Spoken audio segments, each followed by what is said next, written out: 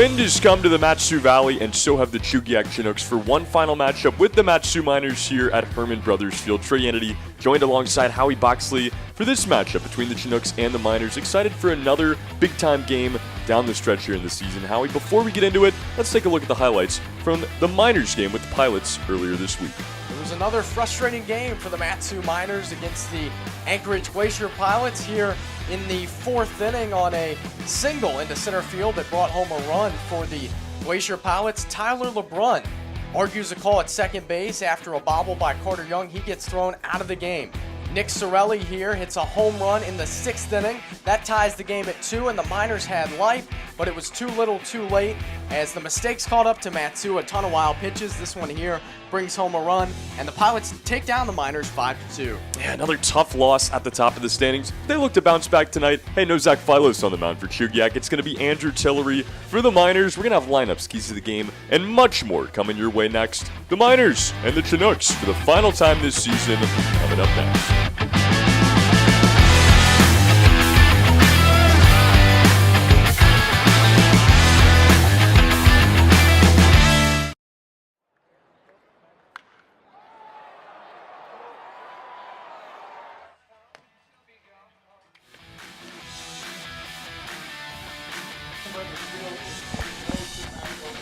Mat-Su Miners Baseball is brought to you by Napa Auto Parts, Alaska Airlines, and RC Detail. It is all about the details.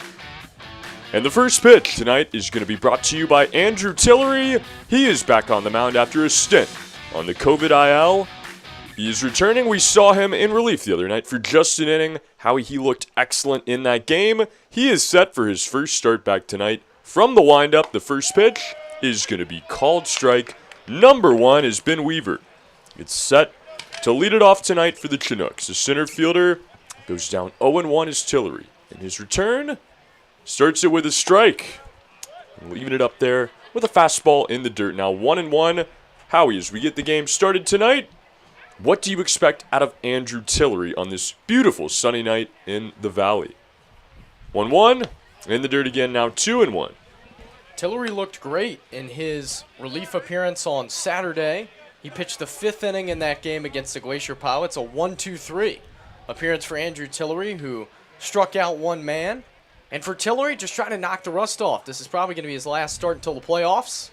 2-1, fastball misses up and out. The official start time of tonight's game, 6:06 p.m. The Miners in their home white uniforms, green caps with the yellow bill. The Chinooks, the red tops and the gray pants tonight. The 3-1 now is going to miss away. Ball 4, not the start you wanted for Andrew Tillery. A walk to lead it off for Ben Weaver. And now Justin Greck, the right fielder, will stand in. Back-to-back outfielders to start the lineup again tonight for Chugiak. We've seen that throughout the season at times. And Ben Weaver gets it started the right way for the Chinooks. Walks were a big problem in the loss on Saturday for the Miners, 10 of them total.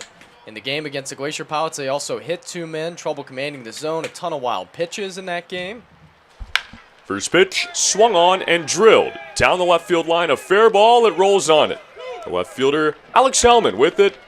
His only play is going to be at second, but sliding in safely is Justin Greck. Nobody out and 2 on here, 2 in scoring position after the double by Justin Greck. Chugiak bats quickly jumping on Andrew Tillery, whose last start came on July 9th. That was over 2 weeks ago. Tillery dealt with a bout of COVID-19. Had to miss a week or so for Mat-Su. Back out there on Monday night. As Austin Young, the catcher now, will stand in. Big situation here, 2 on and nobody out, top of the first. The windup, the delivery, a curveball is going to miss high. 1-0, that baseball was hit about a foot inside the line. Hit so well, too, Howie, that Sinceri unable to even make an effort at it. It's a double. The first hit of the night goes to Justin Greck, and now the 1-0 on the way to Austin Young. Fastball, that's going to sting the mitt, and that will register 1-1. Strike on the outside corner. This Chugiak offense hasn't been as bad as their record would indicate, especially at the top of the order. Justin Greck hitting .284, Ben Weaver .300, Austin Young .269. Wind up in the delivery, fouled into the net. Nice job there for Tillery to make it 1-2 here as he gets up on Austin Young. Really isn't, Howie. This team has had their struggles throughout the year, but ultimately we talked about it at length today. It's the relieving pitching that has been the problem for the Chinooks. 1-2 on the way from Andrew Tillery as he tries to work out of this jam here in the first. Curveball misses in. Now 2-2. Just a team that has not had enough arms in relief, and it's really cost them. They got swept in a doubleheader yesterday against Anchorage, 14-5. The game one score 2-1. The game two score in a game that Zach Philo started and went 7 innings. And now the 2-2. Swung on and popped up. Right side, drifting into foul territory. Long run for Vergara. He's going to get there. The runner Weaver tags from third. Throw to the plate, not in time.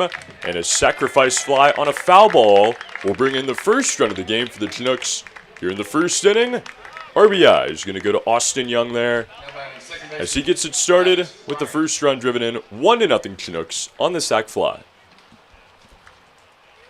That was a ball that if you are late in the game, you may see an outfielder let it drop in if they absolutely can't give up the run, but the Miners need outs. It's just the first out of the game. Now Maddox Ryan, the second baseman, stands in for his first at bat. It was 2 runners tagging up there as Justin Greck advanced from second to third base. He stands now just 90 feet away. A called strike is in there to Maddox Ryan here with 1 out and 1 on. Tillery trying to settle in. From the windup, his 0-1. Chopped foul into the dirt. It'll be 0-2 as he gets up again here quickly on another hitter. This time Maddox Ryan. Chugiak 6-28 on the year. They are eliminated from the playoff race. Miners come in 23-12, 2 games back of the Glacier Pilots, with 5 remaining for Matsu, counting this one.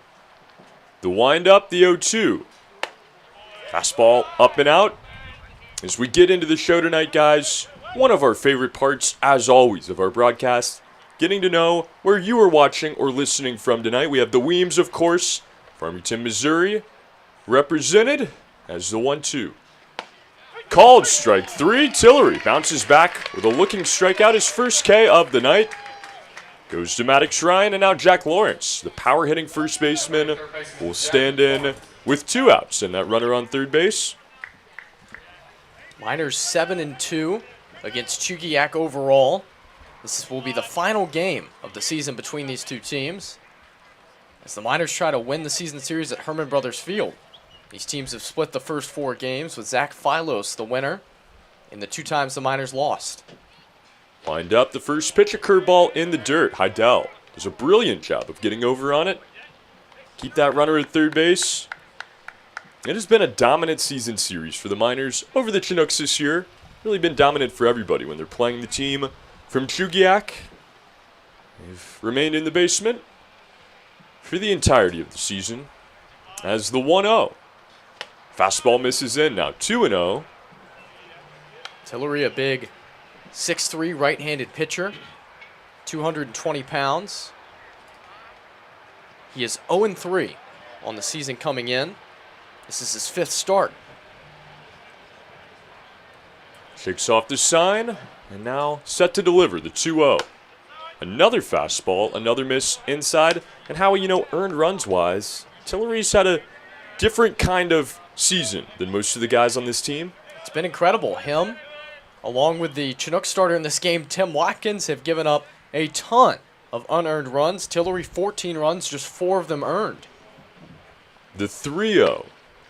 Called strike number 1. The fastball registers on the inside corner. Puts his ERA at 1.61 coming in. He has already given up an earned run in this game, though, as Chugiak leads 1-0. Not the first inning you wanted, but Tillery bouncing back now as his 3-1 has popped up. Left side of the infield, Sinceri, the third baseman, is going to be called off by Josh Pano. Charging in on the grass, he reaches up and makes the catch for out number 3. The Miners surrender a run in the first off a hit as they strand one at third, and we head to the bottom half. 1-0. This is Matsu Miners Baseball presented by Napa Auto Parts.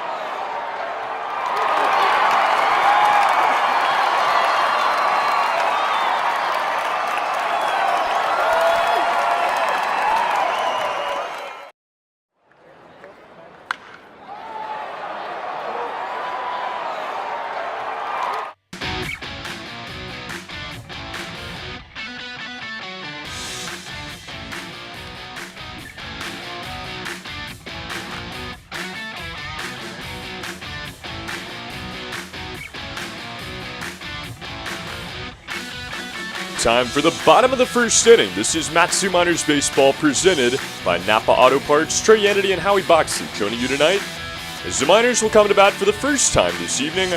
As we get set for it, Howie, let's take a look at our keys to the game. Send it into the wind. Game time temperature 71 degrees under partly sunny skies, but it is windy, Trey. Wind sustained out of the southeast at 31 with gusts to 41, so hit it into the wind. And no umpire state of mind. Tyler LeBrun thrown out of the last game. James Dillard has the privilege of being the interim manager for this game. So forget about the umpires. Forget about what happened last game. Refocus on Chugiak. You got to reset. And Howie, you mentioned the wind a little bit. This is a live look earlier today at the ballpark. Gusts of up to 40 miles an hour pregame. It didn't look like it was going to affect the game too much, but like you said, this could be a chance for Miners hitters to take advantage. Get those balls up in the wind, let it take it out. And for the Miners pitchers, of course, you want to make sure you keep it low and you can keep the opposing team from putting it up in the wind. Windy day. Here's the Miners get set to come to bat for the first time tonight. Casey Sinceri will lead it off for the team in white as they look to get that elusive win number 24 on the young season. This is a big game for the Miners tonight. Their magic number to clinch a top 2 seed, which would mean a guaranteed home field advantage in the first round of the playoffs. 1. Just one more win that the Miners need. As it'll be Tim Watkins. A foe these Miners have not seen since June the 8th, Howie. It has been quite some time. As his fastball misses up and out to start Sinceri 1-0. Tim Watkins making his 12th appearance and 4th start for Chugiak, but the Miners have just seen him that one time on June the 8th. That one's in the dirt now, 2-0 on Sinceri. In that outing, he went 1 inning. It was the 4th inning. He walked 1, hit 1, struck out 2, and was able to keep the Miners off the board. 6 foot tall, 180-pound left-handed tosser for Chugiak from Fort Lauderdale, Florida. And all kinds of flow. 2-0. Swung on, cracked foul into the seats. It'll be 2-1. And as we get into it tonight, got to give a big shout-out to Rosanna Dixon running our beer shack down there, doing an excellent job in the concessions. Get in the comments tonight as well. She is doing it all for us, so we appreciate you jumping in there. Probably can't visit you during the game now. That wouldn't be the best idea, but maybe we'll come find you afterwards or something like it. And hang on, Trey, you left out the best part. She's providing cookies for the press box today. Oh my goodness, I know we got pumpkin bread, we have cookies. So good. Big time thank you to Miss Dixon. And a dropping curveball. Reaches for strike number 2, evening the count at 2-2 here. On Sinceri, that's a pretty one there. That was a pretty pitch. Watkins well-traveled. Samford University in 2022 and 2021. Out of Birmingham. Attended Polk State College in 2020. 5.56 ERA this past season. 2-2, swing and a miss. Tries that curveball again, and it is successful. A strikeout to begin Sinceri.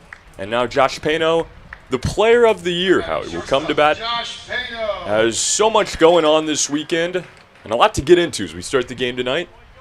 But one thing we certainly have to highlight a little bit later on, the awards and accolades handed out last night at the host family banquet. Josh Pano, gonna spoil one here for you. The player of the year. Deservedly so. 323. 20 RBIs. Watkins spikes a fastball to him. 1-0 here to get it started. 10 doubles, 12 walks. He scored 26 times, and he's hit 2 home runs. And, oh, yeah, he plays defense, too. Does he now? He does. You can catch him in between 3rd and 2nd every night on Matsu Miners YouTube. And, you know, we asked him yesterday, why do you pull off that run throw so often? Or, is that kind of more comfortable for you? He's going to lay off the 1-0 there. It's in the dirt now, 2-0 on Pano. He said, guys, it's really just Alaska. The grass here is a little bit thicker. The ground balls are a lot slower than I'm used to down in the lower 48, so pretty much every ball is a charging ground ball. He's gotten quite comfortable with that throw on the run. 2-0, fastball misses high. Now 3-0, Pano works up here on Tim Watkins.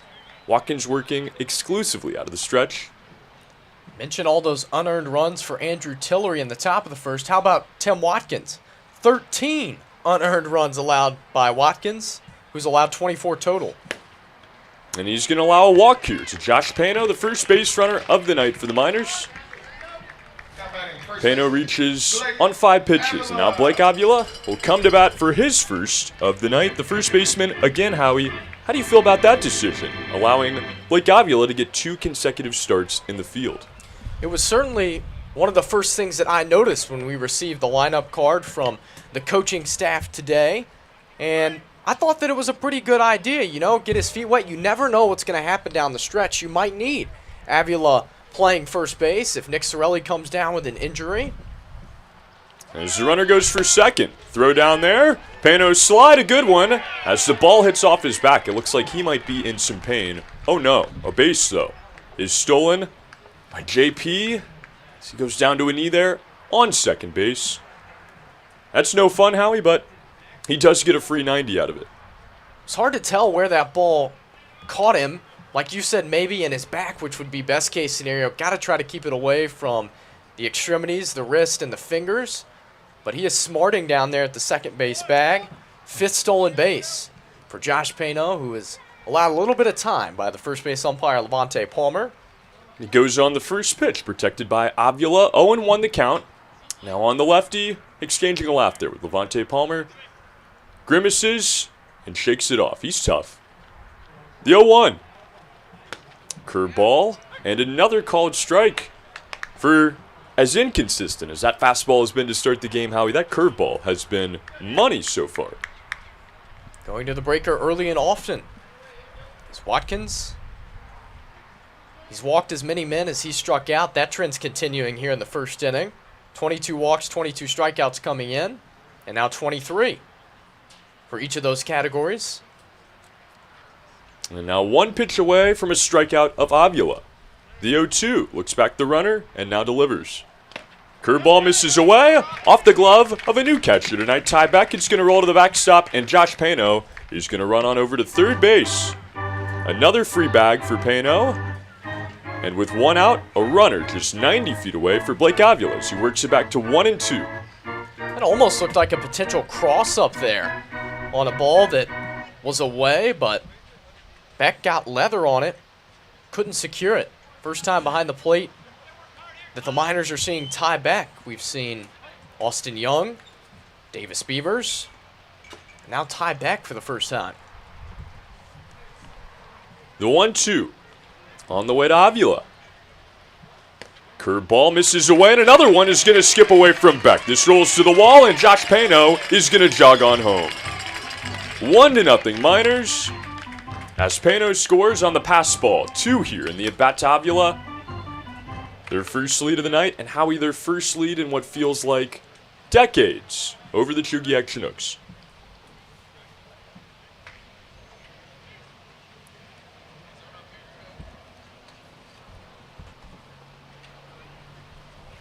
Avila now with nobody on.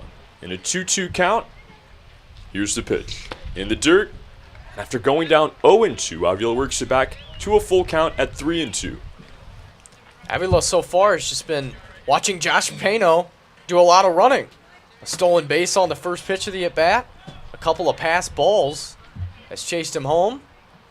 Tied this game at 1. Still just 1 out. And now the 3-2 again to Avila. Curveball, big swing and a miss. Second strikeout of the inning. The second swinging. It's 2 outs and nobody on for Alex Vergara. Right fielder, Alex Vergara. The wind in general is blowing left to right across the field, but there's a lot of swirling action with it tonight as now time is called. And an early meeting here between Tim Watkins, the pitching coach, Troy Hervey, and the catcher, Ty Beck. Got to talk things over here early on. It's been an interesting start to this game. The Miners did surrender a run in the first inning. They get it right back here, and Now Tim Watkins going to have to talk things over. You wonder how long at this point we're going to see Watkins today, a guy that hasn't been making starts against the Miners. Making a start today. Last time out, Tim Watkins on July 14th went a couple of innings. Outing before that, he went 5. If that gives any hints on the potential length of this outing. As Vergara's going to take a fastball away. Now 1-0. Goes back to it there. Just not a lot of confidence in the number 1. Chugiak really hurting for pitching. Have been all year. They just list 5 men that are available to pitch. 1-0 curveball, called strike 1. 2 of them started yesterday. Zach Files threw 7 innings. One would think he wouldn't be available. James Aaron started game 1 of the doubleheader. One would think he wouldn't be available. So maybe just 3 arms here out of the pen for Chugiak. 1-1. Another called strike on another curveball. 1-2 here on Alex Vergara. Gonna be thin today, Howie. That's what you kind of expect out of this point in the season. A lot of doubleheaders, like the Chinooks had to deal with yesterday. Now the 1-2 swung on and drilled into the left center field gap. Alex Vergara is headed for extra bases. Around first, he will stand up at second. Another 2-out double for Alex Vergara. And hopefully for the Miners, another rally starter here in the first. Alex Vergara does it again. Double number 11 for Alex, which leads the Miners. His average creeping up towards 300 once again. And he is just barreling up everything. Of all the Miners, he's certainly risen from the ashes more than any of them. Average up from 149 through the first few weeks of the season, all the way up around 300. And another award recipient last night, the position player of the year for the Miners, stands on second. Now Alex Hellman, the newcomer, stands in and swings and misses at the first pitch in the dirt. 0-1. Another dazzling curveball there from Watkins. Alex Hellman has fit in just fine. With the Miners, he's riding a 6-game hitting streak, and he's hit safely in 8 of his 9 games with Matsu. The 0-1 now. Swung on and cracked past the third baseman into left field. This is going to bring home a second run for the Miners here in the first, as Alex Hellman has given them their first lead of the game. Vergara touches home, 2-1 Miners, and more 2-out offense. Another ball pulled just inside the third base bag, this time by Alex Hellman, who is thinking extra bases, just like Alex Vergara had, but he stumbled around the first base bag, and luckily for Hellman, he was able to scamper back in time. A diving effort by Jack Lawrence at third, not enough. And now Hellman on first base, 2-1 Miners, and Nick Sorelli will stand in for the first time tonight. Curveball misses away to start him, now 1-0. Overshift played by Chugiak again, the only team that's been employing the shift against Nick Sorelli. 3 defenders on the right side of the infield. Watkins looks back Hellman at first and now delivers. That one skips in the dirt. Tyback having problems with it, but he blocks it up that time, and it'll run to 2-0 here on Nick Sorelli. What do you think went into that decision today to play Tyback at catcher? Doesn't seem to have that in his repertoire. My assumption is that Davis Beavers and Austin Young both caught games yesterday with 2 games in the doubleheader. Hellman goes for second. Throw down is a high one, and the slide will allow him to grab his first stolen base of the night. Another one here in the inning, the second in the first for the Miners, and another runner in scoring position with 2 outs.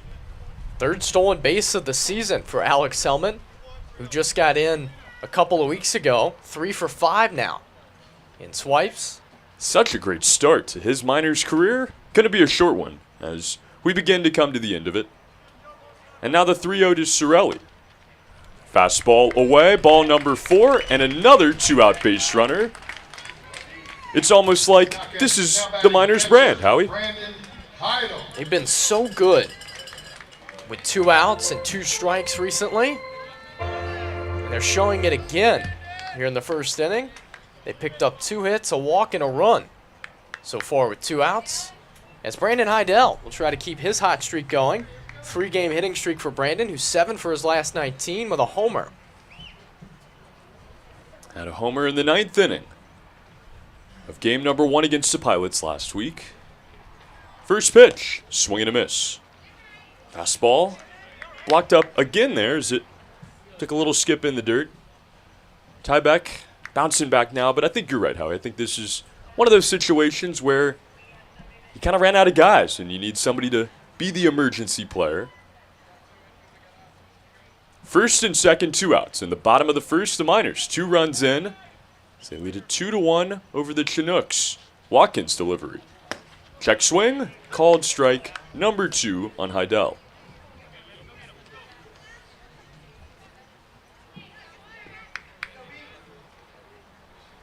Got the state of Texas represented all over tonight.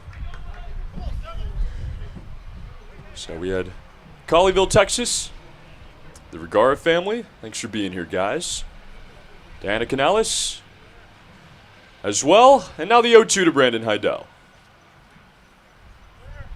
Hellman heads for third. Curveball is up. Throw down. Another skipper and another stolen base for Alex Hellman. Now 4 on the season and 2 in the inning. Hellman is able to get such a good lead off whatever base he's on. Such long strides for Hellman.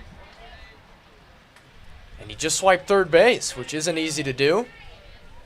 Miners creating all kinds of havoc with Tybeck behind the plate. Now Brandon Heidel has a chance to drive him in. Just 90 feet away. Runners on the corners. 2 outs, the 1-2. Curveball up and out, 2-2. Heidel leaving it up. There's time called now by the catcher Beck. He's going to hand out some signs to his infielders. Been a struggle for the pitcher Tim Watkins in the first inning after Andrew Tillery allowed the first 2 plate appearances of the game to reach base. And a run in the first. The Miners answer here with 2, trying to add on. The 2-2. Swing and a miss. They will not do so, as we will head to the second inning. 2-1, the Miners rally and take the lead. This is Matsu Miners Baseball presented by Napa Auto Parts.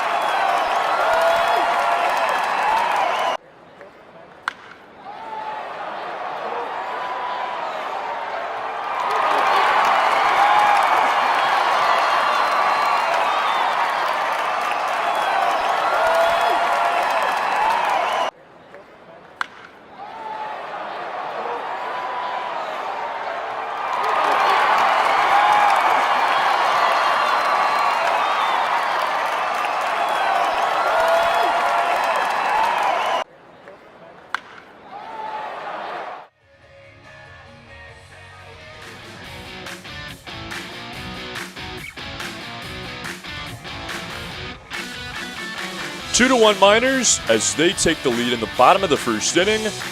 Andrew Tillery back on the mound to try to protect that lead as he will continue to face this Chinooks lineup. Howie, let's take a look at the rest of it.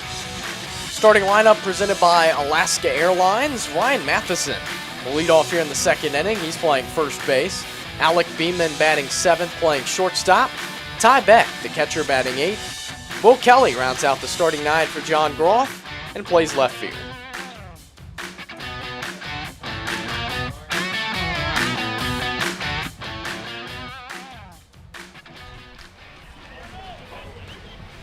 As it will be Jack Lawrence to lead it off here in the second inning.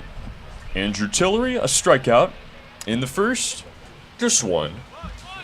As a bunt attempt, it's popped up, now reaches the ground. Tillery fields it barehanded and throws on to first. In time, a nice play. Another PFP and another clean throw from Tillery for out number 1. It's a really nice play by Andrew Tillery to sniff out the bunt attempt by Ryan Matheson. Knew how much time he had, made a good throw. Some trickery here from Chugiak as we see Lawrence try to bunt for, Matheson try to bunt for a base hit there. He is gunned down. And now Alec Beeman, the shortstop, back in the lineup again tonight. Gonna take a fastball low and away.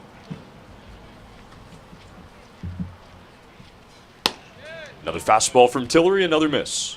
Now 2-0.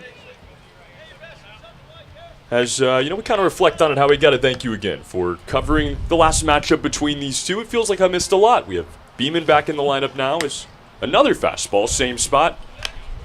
Same miss, 3-0. We have Alexander Saunier back on the roster. Looking more like the beginning of the season. And the beginning of the inning is going to start with a walk from Tillery. That's how he began the first, with a walk to Ben Weaver. This one's a walk to Alec Beeman with 1 out. That'll bring up Ty Beck. About a tough inning behind the plate in the bottom of the first.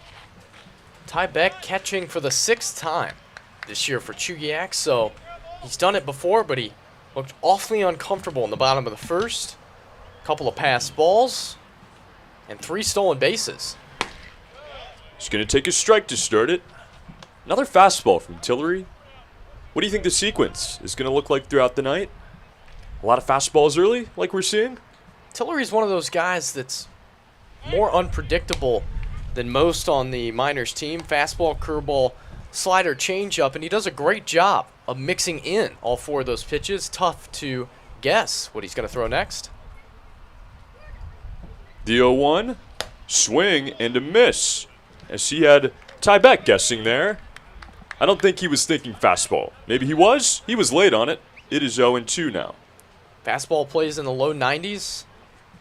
A lot of nice cutting action. Sneaks up on hitters quickly.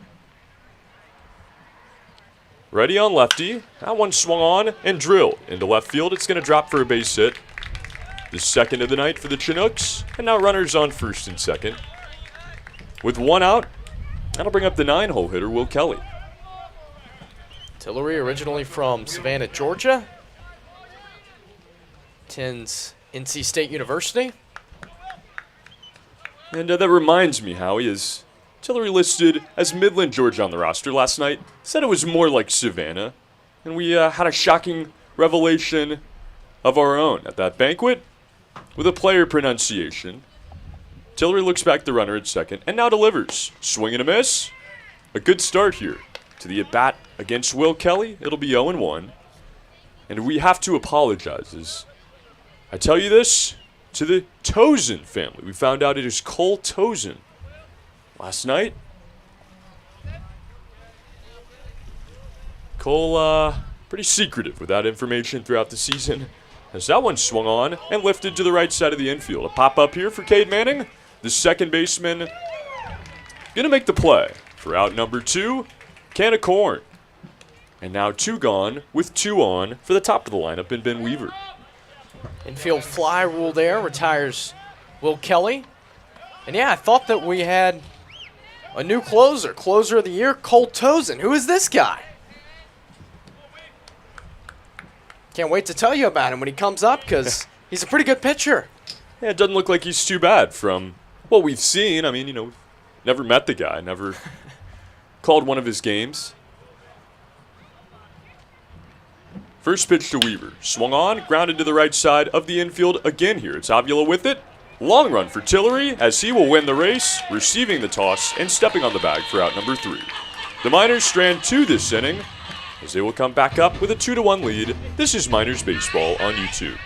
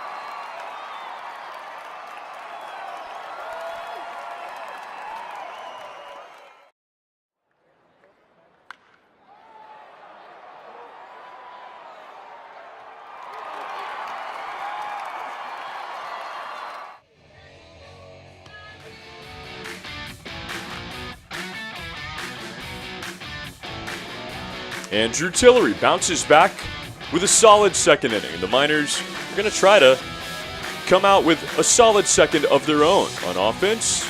As we get set for it here, let's take a look at the remainder of the Miners lineup. Miners sent 7 men to the plate in the bottom of the first inning. They scored 2 times. 8-hole hitter Cade Manning will lead off here in the second. He's playing second base. Carter Young for the 3rd straight game. The 9-hole hitter playing center field.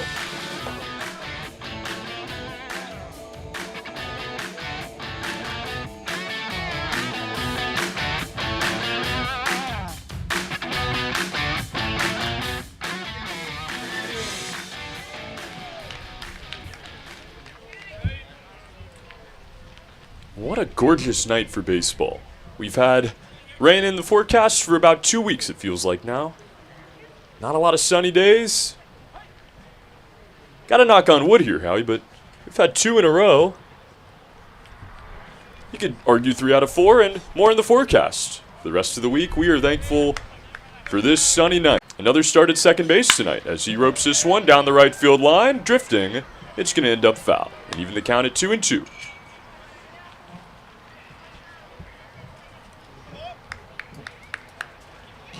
Manning playing in back-to-back games. Got the start on Saturday against the Glacier Pilots out at second base. Good game for Cade, 2 for 3 with a run scored.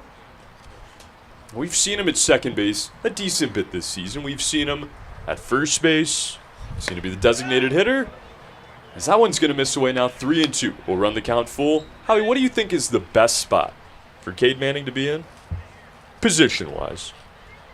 I think Cade has a good glove out at the second base bag. Made a couple of plays over the last couple of games. As the 3-2 is in the dirt, he will draw a walk to begin the bottom of the second inning. Another solid start for the Miners. As it was a 1-out walk for Pano. He came around to score the first run. 3rd walk of the game for Tim Watkins, who's also struck out 3 men. He likes that pace. 22 walks, 22 strikeouts coming in. 25 walks, 25 strikeouts now. Not the ideal ratio for a pitcher. Watkins with a 5.50 ERA entering action and a ton of unearned runs. As he gets set now, he's going to pick over to first. Cade Manning, that's a number that we almost didn't even believe when we were looking at it. The amount of unearned runs. 13 of them. 2 earned runs so far in this game. As he looks back, Manning again. And now gets set to deliver.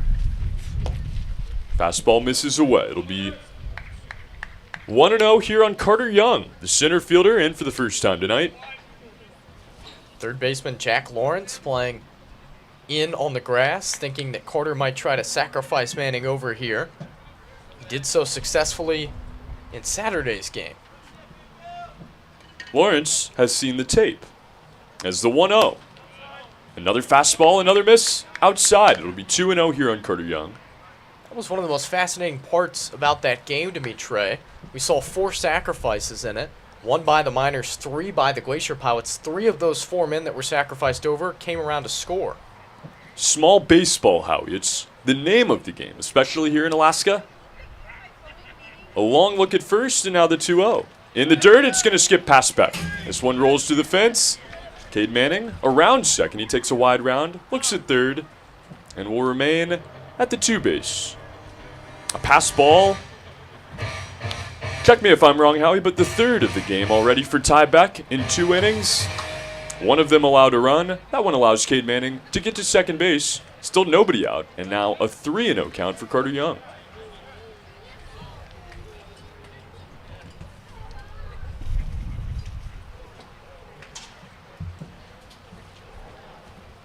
Lefty on lefty. The 3-0 is low and away, and ball number 4, back-to-back walks for the Miners to begin the bottom of the second.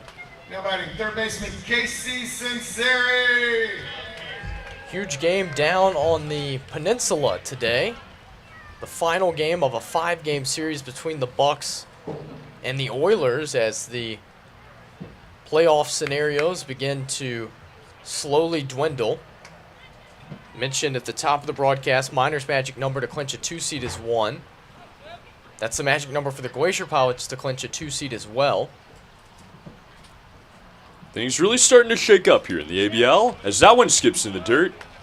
That time, Tieback able to manage it. Gets over on it. Glacier Pilots' magic number to clinch the 1 seed is 4. And for the Bucks to clinch the 3 seed, that sits at 4 as well. The Oilers come in 3 games behind the Bucks at 15 and 20. However, if they win the final game down on the peninsula, they would just be 2 games back, and they would own the tiebreaker against Anchorage via head-to-head record. 1-0.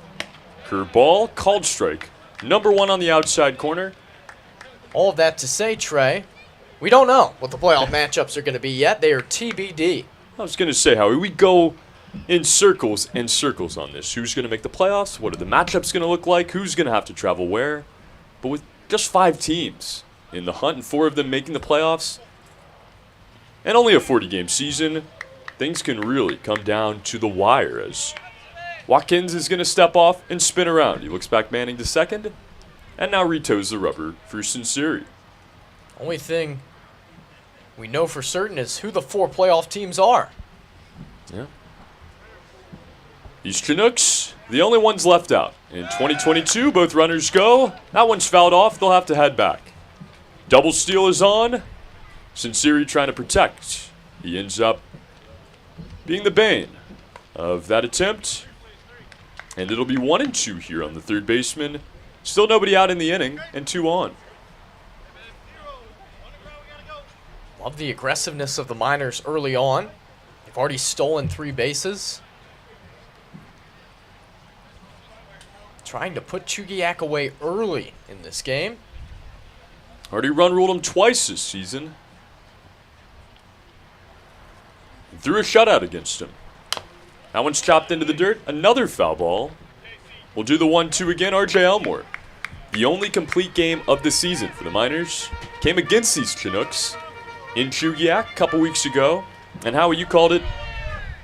The Miners taking care of business in their final game in Eagle River, Chugiak. So they got a win on Monday, a week ago today. Miners have outscored Chugiak 69-33 coming into this game. The first baseman, Matheson, in on the cutout. The second baseman, Maddox, towards the bag. The 1-2 in the dirt. It'll be 2 and 2 on Sinceri. However, here at Herman Brothers Field, where Pioneer peeks its head out over the left field wall, a 2 and 2 record for Matsu. And the run differential all even coming into this game, 17-17. And now the count is even on Sinceri at 2 and 2. From the stretch, here's Watkins. Swing and a miss. As he gets away from the catcher, both runners will advance. As Sinceri's going to be called out. They had not advanced in time. The base was occupied. As that's a strikeout. The first out of the inning. But on the pass ball there of Tieback, both runners able to advance an extra base. So they'll have second and third here with 1 out now for the painkiller, Josh Pano. That was good base running by Cade Manning and Carter Young. Casey Sinceri tried to pull a fast one, but no chance to get first base as it was occupied, of course, with less than 2 outs. And now the infield is going to come in. All 4 of them for the first pitch to Josh Pano. Called strike 1 on the curveball. Big moment early in this game as the Miners already lead it 2-1 here in the bottom of the second inning. 2 hits apiece so far in this game, and 2 walks in the inning. Has allowed the base runners, and Cade Manning and Carter Young. And the 2-hole hitter, Josh Pano. Down 0-1. Here's Watkins. Curveball misses high. 1-1 on Pano. Backs against the wall are the Chinooks early in this game as they bring the infield in. Trying to gun down a potential third run. Outfield remains straight up here for the 1-1 to Pano. Swung on and drilled out to left field. Will Kelly is back on it. He is at the track. He is going to watch it go. The painkiller killing the Chinooks here in the second. A 3-run home run. 5-2 Miners.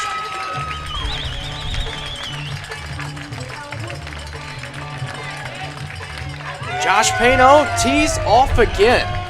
Home run number 3. Offensive Player of the Year, providing the offense here in the second inning. Not even a day after he was named the most valuable player of these minors, showing off his value here in the second inning. A 3-run bomb. And now a 4-run lead at 5-1. He has been so good this season, Howie. And now Blake Avila. A lot of power in this stick as well. The first pitch. Swung on. Grounded foul down the first base line. It'll be 0-1. And this is what Payno does, Trey. He collects hits in bunches. He is double digits in multi-hit games for the Miners. He's reached base and scored 2 times in this game. He had an 0 for 5 on Saturday, but he's bouncing back in a big way here. That's what he's done time and time again. 0-1, called strike 2, a fastball. Some one-out offense in the second. RBIs 21 through 23 for Josh Payno, who chases home Cade Manning and Carter Young. 0-2, swing and a miss. Strikeout of Blake Avila is out number 2 here in the second. But Howie, if there was one human being out of the $7.5 million that I could select to take an at-bat with 2 outs, it would be Alex Vergara. He comes up again here with 2 outs. Already a hit in this game in the same situation.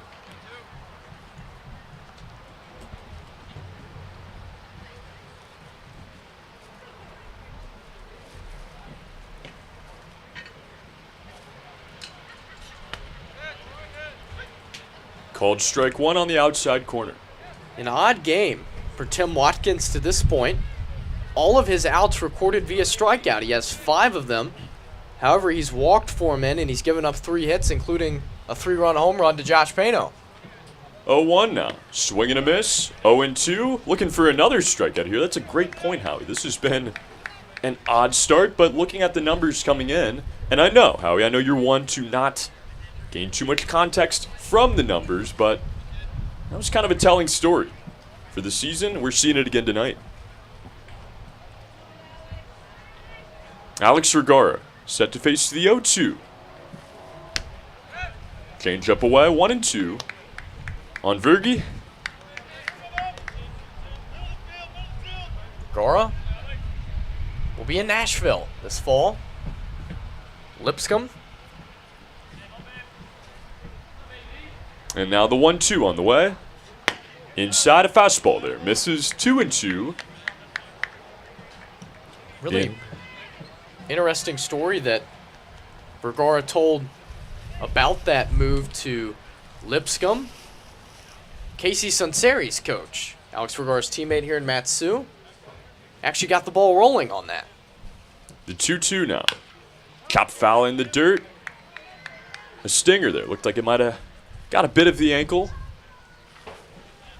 Stay 2-2. Really cool story, Howie. I mean, this is a guy that told us he didn't really know exactly where he wanted to end up after his time in JUCO baseball. Set to face the 2-2. That one misses up and out. Now 3-2. And then Casey Sunseri comes along and gives him a big help. Folks over at Lipscomb had contacted the school of Sunseri, his junior college school, and asked if there were any outfielders on their team that they knew of that could be a good fit at Lipscomb. And they said, you know what, we just played this guy, Alex Vergara. He's pretty good.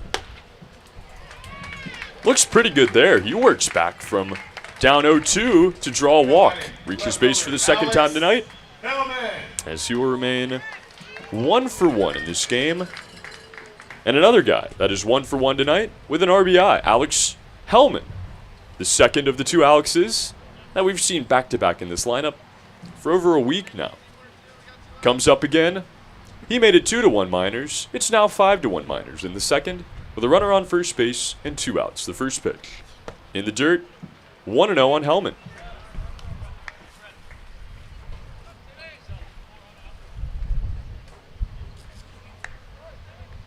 And Casey Sunseri headed over to Baylor. Once this summer wraps up, know he is excited to start that opportunity himself. Vergara heads for second. Throw down from Beck, a good one, as the tag is missed. On the swipe, the pitcher, Tim Watkins, cannot believe it. But a nice slide by Vergara to kind of hold up there and get the base. Another stolen base in this game, and another runner in scoring position for the Miners with 2 outs. 4th stolen base in this game for the Miners. First for Vergara, who has his 6th of the season. Now ties Carter Young for the team lead. Alex Hellman up 1-0 in the count. He's going to swing at this one, lines it back out to short, and past the glove of Alex Beeman into left center field.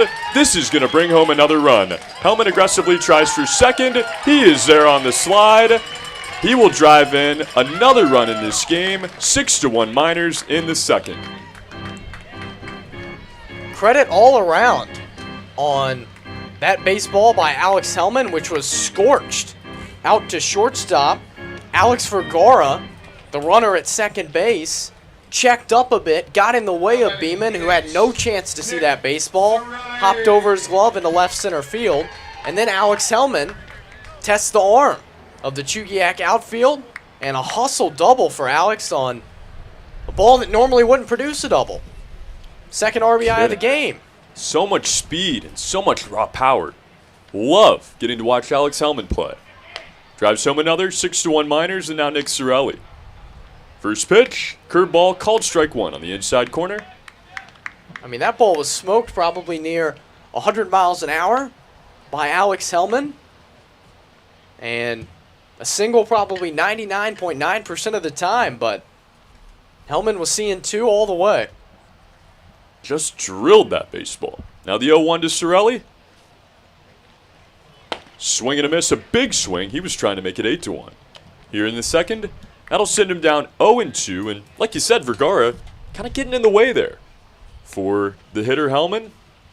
But I don't know if Alec Beeman makes that play if there's nobody on base. So well hit. Nick Sorelli 4 for his last 8 at the plate, average up to 245. And a home run mixed in there. Now the 0-2. Curveball misses just a bit inside. It'll be 1-2 now on the first baseman, who's a designated hitter tonight. As we see Avila back over at the corner base. How do you think this role suits Nick Sorelli? I think that it's a good idea for head coach Tyler LeBrun and company to give Avila a couple of games at first base and give Sorelli a couple games just to try to figure out his bat. 1-2 misses outside. It'll be 2-2. It seems to have been working so far. As, like you said, 4 for his last 8. Seeing the baseball better. Already has a walk in this game. And Tyler LeBrun knows how valuable Nick Sorelli is when he's hot, which he was for the majority of last season, trying to heat that bat up heading into the most important games of the year. The 2-2. Curveball up and in. 3-2 is another batter in this game. This time Nick Sorelli works it back down 0-2 to a full count at 3-2. Watkins having all kinds of trouble commanding the zone, as someone is up and tossing down the left field line. From the stretch, it's Tim Watkins. The 3-2. A little poke swing, and that is going to drop into left field for a hit. Hellman the wave around, throw to the plate is offline. He is going to score. Sorelli for second. Throw down there is in time, as he will be tagged out for out number 3, but he drives home the run.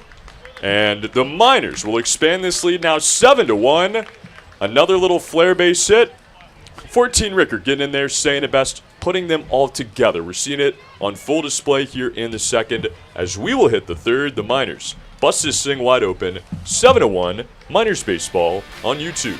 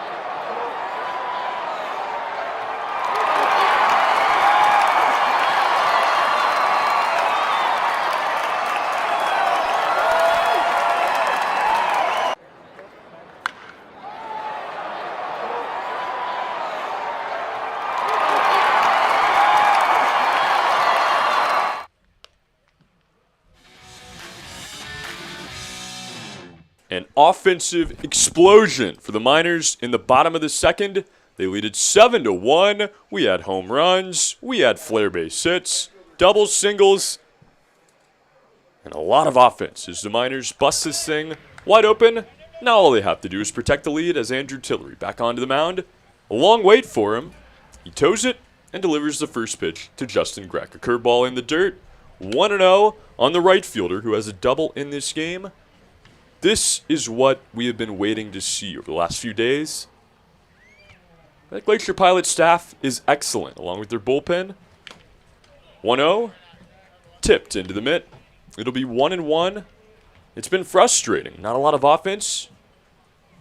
We're seeing it tonight, though. 7 runs in 2 innings on just 3 hits for the Miners. And now the 1-1. Fastball misses in. Miners with an excellent bottom of the second inning. They sent 8 men to the plate. Scored 5 times. From the windup, the 2-1. Swinging a drive out to right. Playable for Vergara. He's going to take a few steps in on it. A can of corn for out number 1. As Justin Greck is going to go down. That'll bring up Austin Young for his second at-bat of the night. This is when the Miners' offense is at its best. The Chinooks have given them a lot of free base runners. 5 walks in this game. But they're stringing together hits. Wind up, first pitch to Young. He's going to be swung on and chopped foul. It rolls behind the plate. It'll be 0-1. In the game on Saturday, the Miners out-hit the Glacier Pilots 11-5. But none of the hits were timely. Couple of costly double plays. Couple of interesting calls. The wind in the 0-1. Swung on and chopped out to third. Sinceri charges it on the run, almost to the mound. He skips it to first, but Avila has a slick scoop over there at the bag. It is out number 2. A nice play. 5-3 the putout. And that'll bring up Maddox Ryan. A couple of quick outs. 2 up, 2 go. 2 up, 2 down. Go the Chinooks here in the third. No offense to Chugiak, but of course their staff is not what the Glacier Pilot staff is. But the Miners just seem to have so much more confidence in this game. They're stealing bases left and right. 4 of them in the game. Maddox Ryan swings at the first pitch and drills it to center field. Now Carter Young a few steps back. This is casual as well. And this is out number 3. 3 up, 3 down. Andrew Tillery. A nice job here in the third. We head to the bottom half. This is Miners Baseball presented by Napa Auto Parts.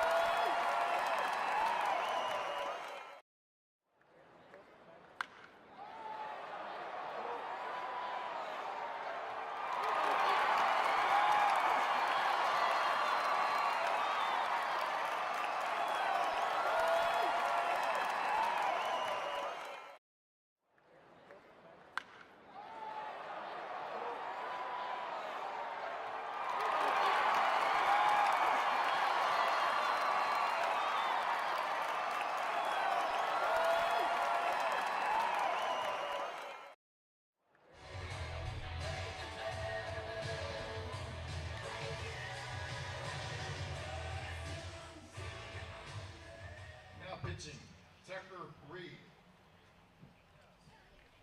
batting for your Miners. Catcher, Brandon Heidel. We begin the bottom of the third inning, 7-1. The Miners lead the Chugiak Chinooks. Erica and Poppy, give them a big hand. It has been a dominant effort so far in this game. Fun to watch if you're a Miners fan. If you're a Canucks fan, you're getting to watch a new pitcher. Zach Cole into the game now. So he replaces Tim Watkins. The wind and the delivery. A fastball misses inside to Brandon Heidel. Now 1-0 the count.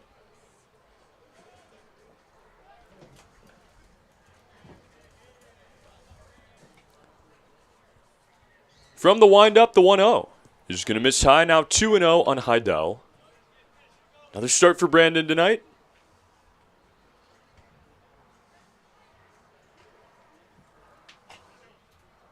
The wind-up, the 2-0. Inside, 3-0, Heidel with his first home run of the season. Earlier in the week. And you might have heard us a little bit confused on that home run. Didn't quite know if it had gone out originally in the weather. As the 3-0 in the dirt, another walk to begin the inning. The second inning in a row, the Miners will do so. As Heidel will stand on first base with nobody out, and Cade Manning, who drew a walk himself in his first at bat, will come up for AB number 2 here. But Heidel told us he didn't know either. He was rounding the bases. Couldn't really see exactly where it had gone and looked at the umpire and said, well, hey, what's the deal? Is it out? Is it in? Umpire waited a second as that fastball is going to miss away. Now 1-0, and Heidel said, well, if you can't see it, then it's probably not in the ballpark. Yeah, Heidel said, well, where's the ball then? If it's not a home run, why is nobody throwing the ball in? And the umpire eventually gave in, twirled his finger around and said, you know what? Maybe you're right. Home run. Here we go. That made it 7-2, so not too much controversy there. But Heidel, a special moment. His first home run in Alaska. Saved the baseball. I hope they did. And he now stands on first. Curveball is going to be called strike one to Cade Manning. Family in town now for Brandon Heidel. Got to meet them yesterday at the banquet. Lovely people. Great to chat with them. His mom recovering from surgery. She's brave, making the trip up here. Making the best of it. As that 1-1 is sent into the seats. It'll be 2-1 on the foul ball.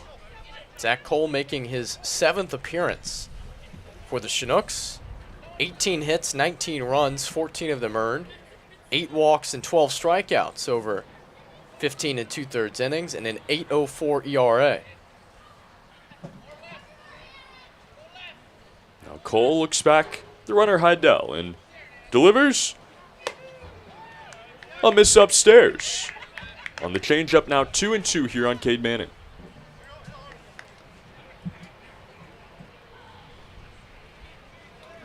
It just goes to show you, Howie, how important it is to get a bulk of pitching.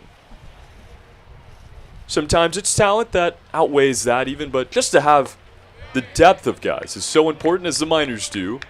The talent is there as well, of course. As that one misses outside. Now 3-2 the count here on Cade Manning. Carter Young on deck.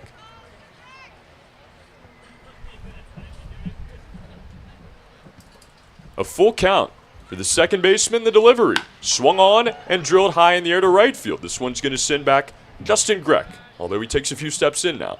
Coming to his right, he's going to make the catch for out number 1. Just missed it. Cade Manning that time on the 3-2. It is the first out of the inning. And now with 1 on and 1 away, Carter Young, his second at bat of the night.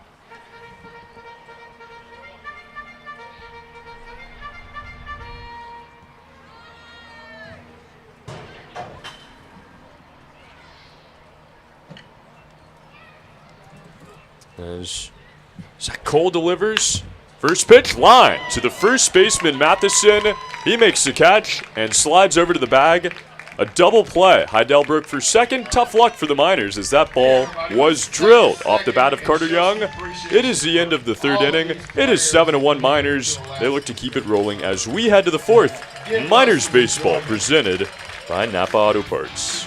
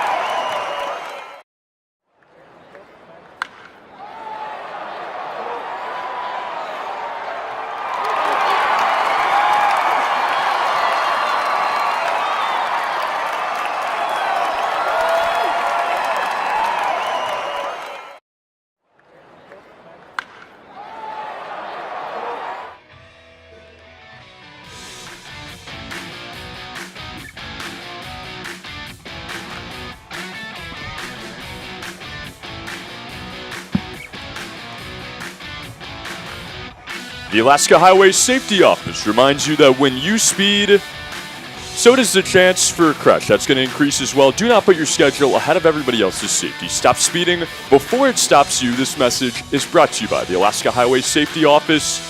There's been a lot of speed out of the hand of Andrew Tillery tonight. He keeps it rolling here into the fourth. As we keep our show rolling tonight, I will now turn it over to Howie Boxley to take you through the middle innings of tonight's game. Thanks so much, Trey. Andrew Tillery back to work. He set down 5 salmon in a row. And we'll try to catch Jack Lawrence here to start the fourth. Got the Chugiak third baseman to pop out to the shortstop. His first time up. 7-1 Miners. And now the first pitch of the fourth inning. Swinging a fly ball sent out to Young in center. He goes back, now comes in. A long run for Carter. He puts the squeeze on it for out number 1. This is clean living by Andrew Tillery. Maybe he just needed some time off here to reset a little bit. He is getting a lot of first pitch outs, a lot of fly ball outs, a lot of soft contact. This is what you want out of a starter. Had a lightning quick third inning for Matsu. 3 up, 3 down. And now faces Ryan Matheson, who tried to bunt his first time up. Was retired by Tillery 1-3. First pitch swing and a ground ball foul past third. Brandon Heidel nods his head in approval at the job of his starter, who's been staked to a 6-run lead. 0-1. Fouled away. This has been so fun, Howie, because we knew what Tillery was capable of. He's in the transfer portal right now, attended NC State these last few years, and you don't get there by just kind of finding your way onto the roster. You have to have the stuff. 0-2. That looked like the Slider stuff. that time. Man. Just missed outside. But, you know, we hadn't really seen it all the way here in Alaska quite yet. Had seen some good starts, but he is locating tonight, and that has made a world of difference. 1-2.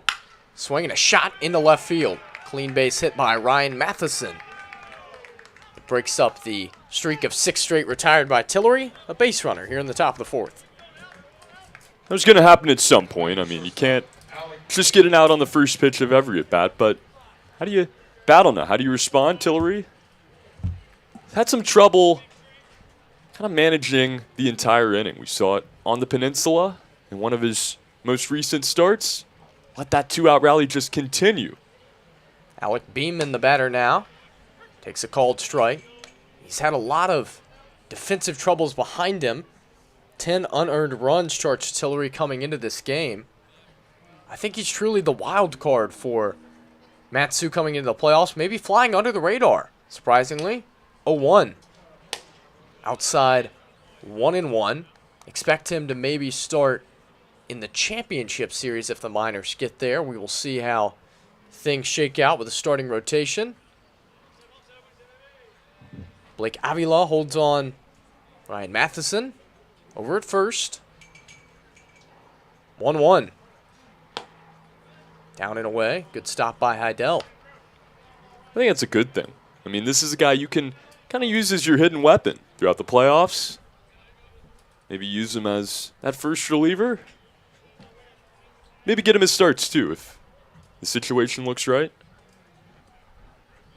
2-1 to Alec. Fouled straight back. Ball ricochet back out to the batter's circle. Brandon Heidel snags it with the glove and hands it to Jacob Waldrop, who has the plate. He inspects it and makes sure that it's not too dirty for play. Throws it in his right pocket and gives the play signal to Tillery, who comes from the stretch.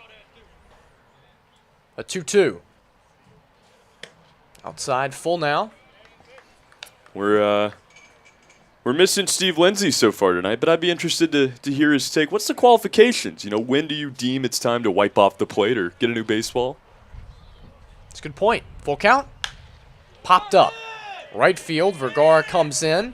Second baseman Cade Manning out. The Wind's playing tricks with this ball, and a running catch by Alex Vergara right on the line for out number 2. I thought the wind would have more of an effect on this game to this point. To be honest with you, Howie, we saw it that first game against the Pilots this week. A lot of balls being affected by the wind. You could argue the biggest inning in that game was induced by a wind-affected fly ball out to left field. That one there almost getting the best of the Miners, but they battle it and secure the out. Ty Beck, the batter now. Had a single his first time up. Bats with 1 on and 2 outs. 7-1 Miners. Top of the 4th. Pitch. A called strike. I think that the wind is affecting most of these balls skied into the air. It just hasn't necessarily changed the outcome of a fly ball. Almost did right there with Vergara charging in on a routine fly to right. A 1 pitch to Beck. Swinging a fly ball sent out to left field this time. Hellman twirls around, nears the wall, throws his leather up, and makes the catch for out number 3. 3 flyouts in the inning and a single sandwich in between by Andrew Tillery. Off to the bottom of the 4th. Miners 7, Chinooks 1. Matsu Miners Baseball on YouTube, presented by Napa Auto Parts.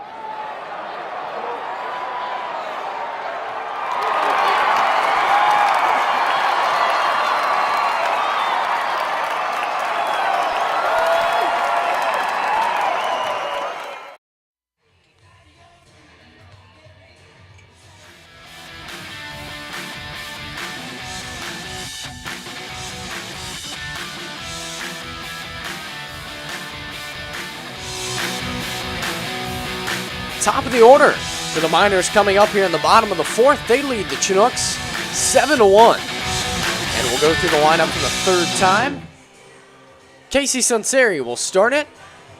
He has a pair of strikeouts and is happy to see Tim Watkins out of the game, who pitched the first 2 innings for Chugiak.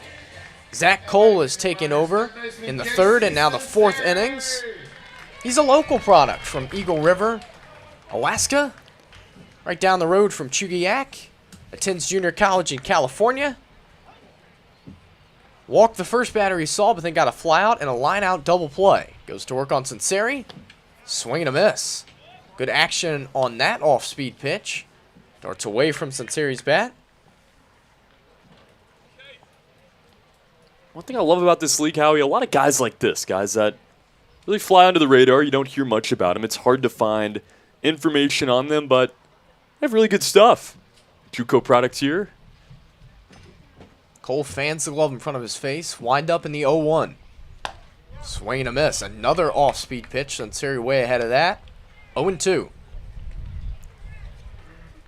What do you think the goal is for these Chinooks as they close out the season? They know that they're not competing for postseason baseball. Still over a week left for these guys. 0-2. Popped up. On the infield, behind the mound, Zach Cole calls for it. And he's got it for out number 1. They're playing a role of spoiler down the stretch here. They have 5 games left. After this one, no more with the Miners. They play the Pilots at least one more time. And if you're Chugiak, why not win as many games as you can? And try to spoil the party for someone else. Nothing better to do. And try to get the numbers up, of course, for everyone else. These games may be meaningless in terms of Alaska Baseball League standings, as Josh Payno bats. He had a 3-run homer his last time up and fouls this one out of play. But no game is meaningless to any baseball player. Stats are always counting and accumulating. And you never know how important a few bats could be in the last few games. Payno 1 for 1 in this game with that home run. A walk and 2 runs scored. Takes outside. A majestic home run right over the 342 sign. his last time up.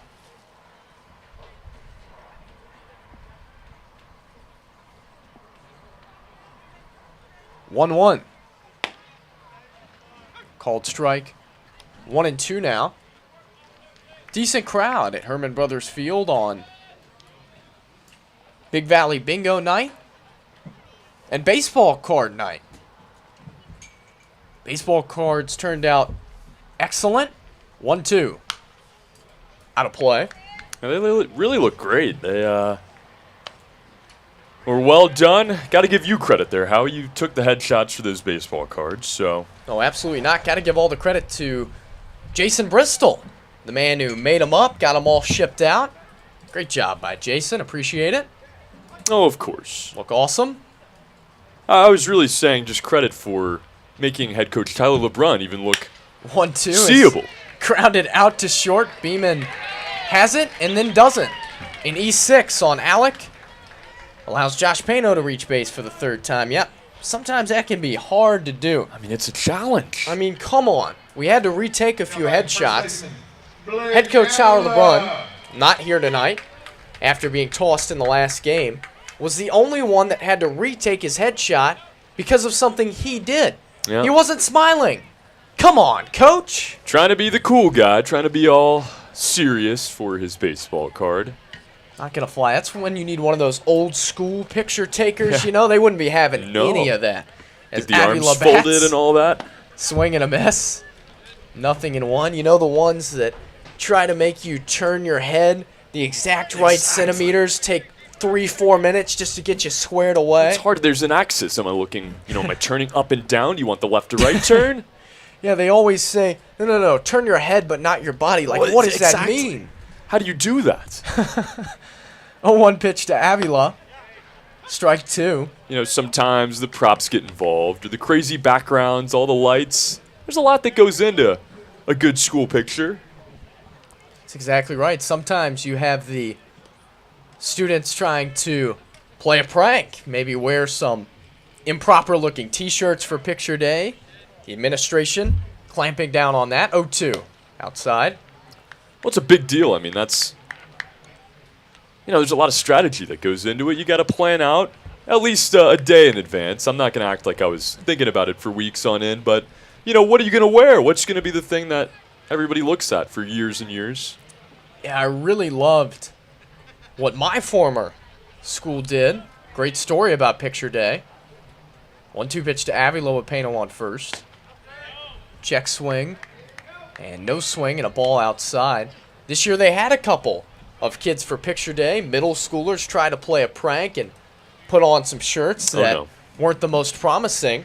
And so what the school did, they got their best Photoshopper, probably would have been a young Trey Yanity, and threw on shirts that said, I love DAR, which is the name of the school. Looked awesome. 2-2. Downstairs 3-2. How about that? That's a great idea. Just use the technology that we've been granted here to clean it up. I love it. And, it's funny to see some of that stuff. Funny to look back on some of that stuff. Did you guys, I don't know, maybe at some level, high school for me, but did you guys have the fake tuxedos for the headshots by the end of it? I don't think so. Never remember that. It's always a funny deal. You had to... Runner goes, pitch is swung on and roped down the right field line. That's a fair ball. Pano cuts the bag at second and heads for third. Justin Greck digs it out. Runners on the corners for the Miners following their 6th hit. Blake Avila doing Blake Avila. He loves fastballs up in the zone. A lot of pitches like that we've seen him take out of the ballpark. That one got on top of somehow, even though it was so high in the zone, drills that baseball exactly where you want it. First hit of the game for Avila. Alex Vergara. 8 of the 9 Miners starters have reached base now. Vergara will bat. He's reached base 2 times in 2 plate appearances. He scored both times. Had a double his first time up. As the Miners try to add on, keep in mind the run rule in the Alaska Baseball League. It's 10 through 7. Miners knocking on the door here in the 4th. Runner goes from first, pitches down and away. Throw from Beck is going to be short of the second base bag. Maddox Ryan comes off of it to field it. Blake Avila with his 2nd stolen base of the year. 5th in the game for Matsu. So aggressive. We've seen it all year, and, a situation like this, Good on the Miners for being heads up, knowing you have a guy that does not play catcher often behind the plate. You're going to be able to take advantage where you can. They've done so. And the infield in again here. 1-0. Nearly hits Vergara. Chugiak in their red jerseys realizing that they can't give up many more at this point. They're already in a 6-run hole. Hot hitter in Alex Vergara up there as the Miners try to pour it on. Cole brings the 2-0. Nubbed off the end of Vergara's bat. That's a foul ball down around James Dillard. Ryan Matheson over there to field it in foul territory and toss it back to Cole, who wants a new baseball. Vergara there wants that one back. Steps out, takes a head shake. That changeup's deceptive, though, Howie. That looks like a fastball, of course, as it's designed to do, but Vergara just a half second, and that one, that might be in the State Fair as well. Beautiful ballpark situated on the State Fairgrounds. 2-1. Swing and a high fly ball. That one's sent going to to deep left field. This ball's going to summit Pioneer Peak. A 3-run bomb for Alex Vergara, and it's 10-1 Miners. A towering, mammoth home run. And just what the doctor ordered for that mercy rule. Howie, the Miners looking for their third against the Chinooks this season. Vergy feeling it. Another hit in this game. Another home run on the season. Second 3-run blast of the game for Matsu. The first coming off the bat of Josh Pano. Home run number 6 for Alex Vergara, who now leads the team. May even lead the Alaska Baseball League. RBIs number 33 through 35, which also leads the team. And now Alex Hellman, who's 2 for 2. Pops this one up. Left side of the infield, third baseman Jack Lawrence has it for out number 2. That was a tape measure shot. Had to be the furthest home run of the season for the Miners, and as I mentioned, probably sitting atop Pioneer Peak right now. Yeah, I'd like to see the number on it. That one's got to be close, if not a no-doubter, and we've seen Vergara have several of those this year. Some hidden power in that bat. Is that the cleanup spot for a reason? Man, what a home run. First pitch to Nick Sorelli, misses down and away. Talked to Tyler LeBrun about Alex Vergara recently, and what he told us was he's been around the game for a long time. They knew what Vergara could do, a guy heavily recruited by James Dillard who knew what he could produce. 1-0 pitch to Sorelli, low, 2-0. He said when he got here for the first day, he's just one of those guys that it sounds different. There's certain players that come around every once in a while that hit the ball, even if it's just line drives, and that sounds different. You know that guy is going to mash, and wow, Vergara has. And that's just a microcosm of his season. As Sorelli takes a strike, we saw him on the very previous pitch just miss on it. Shake his head, doesn't get frustrated, doesn't let it carry over, hits a bomb. 2-1 to Sorelli, swing and a miss. It's the kind of guy he is. What a player. What a play. Alex Vergara's average has made it up over 300. What a comeback. Goodness. For Vergara, the 2-2. Grounded out into the shift. That's going to be fielded by Alec Beeman, who again botches the baseball behind the second base bag. Second error of the inning on Beeman. And it stays alive for Brandon Heidel. Wow. What a tough night for Alec Beeman. We saw the one ground ball off the bat of Alex Hellman. It was a rocket. That one's a tough play. But since then, Beeman has struggled. He has not been able to handle those ground balls. Both of them pretty deep into the dirt, so it might have taken a weird hop that time, but just a tough night for the shortstop, who's even shifted over on that play. Incredible rise for Alex Vergara. Folks, he was hitting 149 at one point this year, and that wasn't after a couple of games. That was after a couple weeks. Yeah. As Brandon Heidel bats and takes high. His average now up to 301. And he's just been hitting like crazy. And, you know, yesterday we sat down with Tyler LeBrun before the game. You know, one thing we talked to him, kind of asked him about was what went into That one skips away from Ty Beck. Sorelli is going to advance to second. Big turnaround second. He's going to try to head for third. Beck taking forever to dig that baseball out. And Nick Sorelli claps his hands. He makes it all the way from first to third on a pitch that got away. Big man bases. Nick Sorelli taking advantage there. But, you know, we said Alex Vergara at the beginning of the season, somewhat of a disappointment. We know how good he is. We know how well he can hit the baseball. It was only a matter of time. And Brandon Heidel fouls this one back. Tyler LeBrun said, you were thinking the same thing that I was. We know this kid is a superstar in the making. It just takes time, and that's the game of baseball. This is a hard game. It's, you know, it can be difficult to come out with a new team and a new setting, and, you know, even if this was an old team, just you'll have stretches like that. But Vergara, not letting it get to him, they stuck it out with him, he stuck it out with them, and it's hit is paying off wonders. 3-1. The count on Brandon Heidel. The Miners have scored 3 more times here in the 4th inning. They lead Chugiak 10-1. Nick Sorelli's on third base. He reached first on an error. And a 3-1 pitch to Heidel. Down and in. Ball 4. Inning continues. And another walk for Heidel. Alex Vergara has hit safely in 19 of his last 22 games. His average hitting near 400 over that stretch. He's scored 19 times.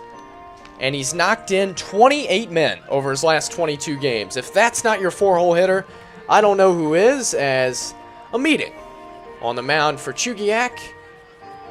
What do you think this meeting's about? How warm the fans are going to be? I mean, this is a tough game for the Chinooks. Yeah, we got to be talking dinner strategy at this point.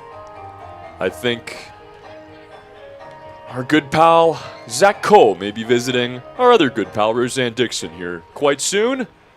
Kalen Haynes, though, warming up in the bullpen for the Chinooks. Let's see if Cole can find a way to close out the inning. Signs given by Ty Beck. This inning started with a pop-out of Casey Sunseri. An error on Alec Beeman allowed Pano to reach. A line drive single into right by Avila. And a ball eviscerated by Alex Vergara. Added on 3 runs. Another pop-out and error, and now a walk.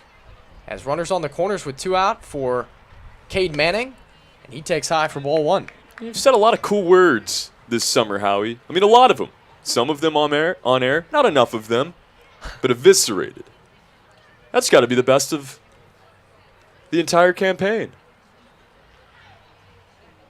Try to save the good ones down the stretch as Manning grounds this one foul. I mean, you know, we stay in the same house. Our host family is unbelievable. The Combs, they're the best. They're the best, but we don't sleep in the same room. So at this point, I'm under the impression we split ways. You know, I go watch some Netflix, Hulu, all that good stuff. Howie sits down with a thesaurus and gets to work for a couple hours. And good on him. 1-1 to Cade Manning outside. Brandon Heidel with a delayed steal. He's going to take second base. 6th swipe of the game for the Miners. How about that? Brandon Heidel, first stolen base of the year. We got catchers running. We got Nick Sorelli taking 2 bags on a pass ball. This is unheard of. 2 in scoring position for Cade Manning. The 2-1. Swing and a miss. Late on that pitch. The run rule is 10. Through 7 innings, the Miners have defeated Chugiak 2 times via that run rule, 17-5, 15-5. Both those games taking place at Lee Jordan Field, where the Miners got their revenge. 2-2. Popped up out of play. The Miners were 0-5 at Chugiak's home ballpark last year. They swept them. This year, 5-0. It just seems like no matter what Zach Cole tries to do here, the inning can't end. He's had some nice pitches. Another 2-2. Grounded out to second base. Maddox Ryan will field that. Zach Cole will belly flop off the mound. Hopefully he's all right. Not sure what that is all about. But the Miners with a splashdown home run. Alex Vergara with a 3-run blast over the left field wall. All Miners through 4, 10-1 your score. Matsu Miners Baseball on YouTube, presented by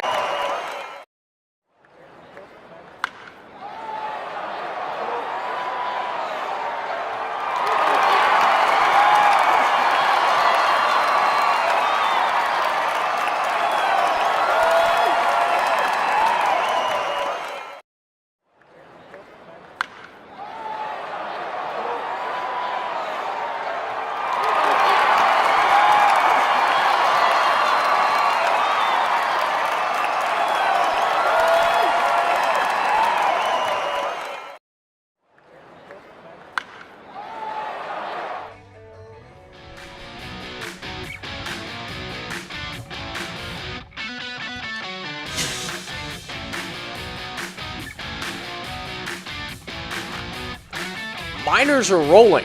10-1. Matsu over Chugiak, a couple of 3-run home runs. And good work by Andrew Tillery, who's back on the bump to face 9-1-2, starting with Will Kelly. First pitch swinging, a ground ball up the middle. That's through for a hit. Leadoff single for Kelly. And the Chinooks here in the 5th. Andrew Tillery has been so good. His last couple innings, just allowed a run in the first. It has been 0 since then in the 2nd, 3rd, and 4th. But a base hit to start it there. We've seen a lot of quick outs tonight.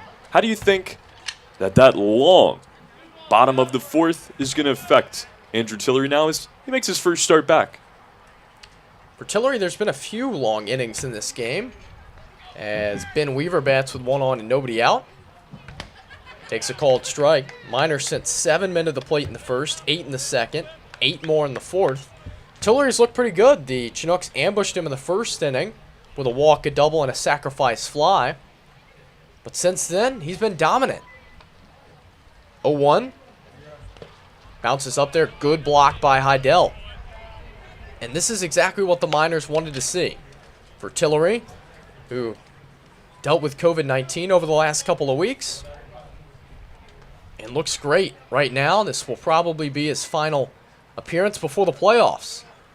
So a tune-up start. And a 1-1 count. Swing and a miss. Good fastball that time by Tillery. Man, when he is on, he is on. Just stings the mitt with that fastball and really nice off speed. 1-2 the count on Weaver. He's 0 for 1 in this game with a walk and the lone Chugiak run scored. The pitch. Swinging a high fly ball sent out to right field. Vergara over near the line. Slowing now. He makes the catch for out number 1. Yeah, the wind really starting to pick up here, but it's blowing inward now.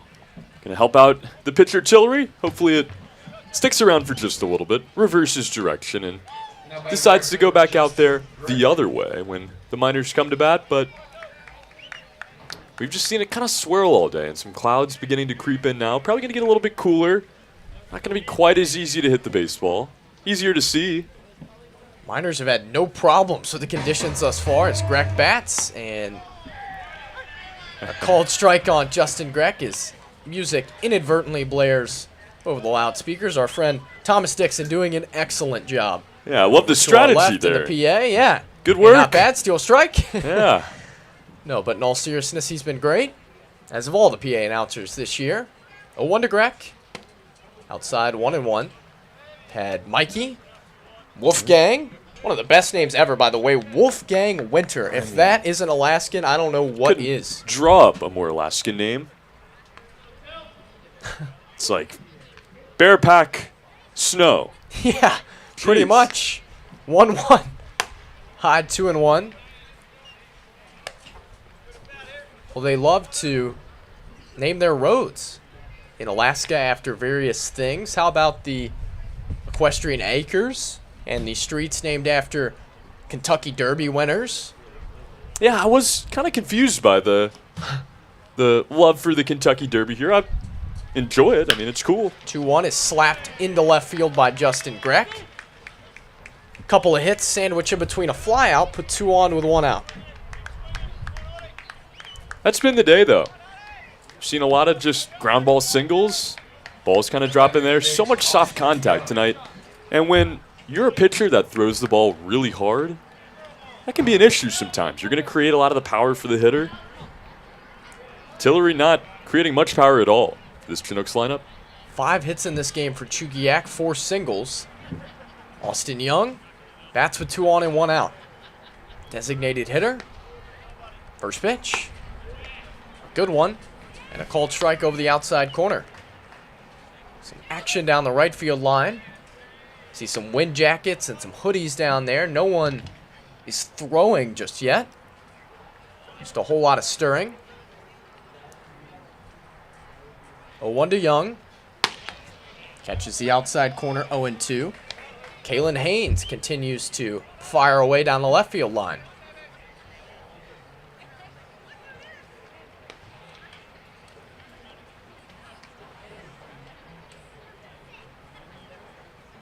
Tillery stares down Young.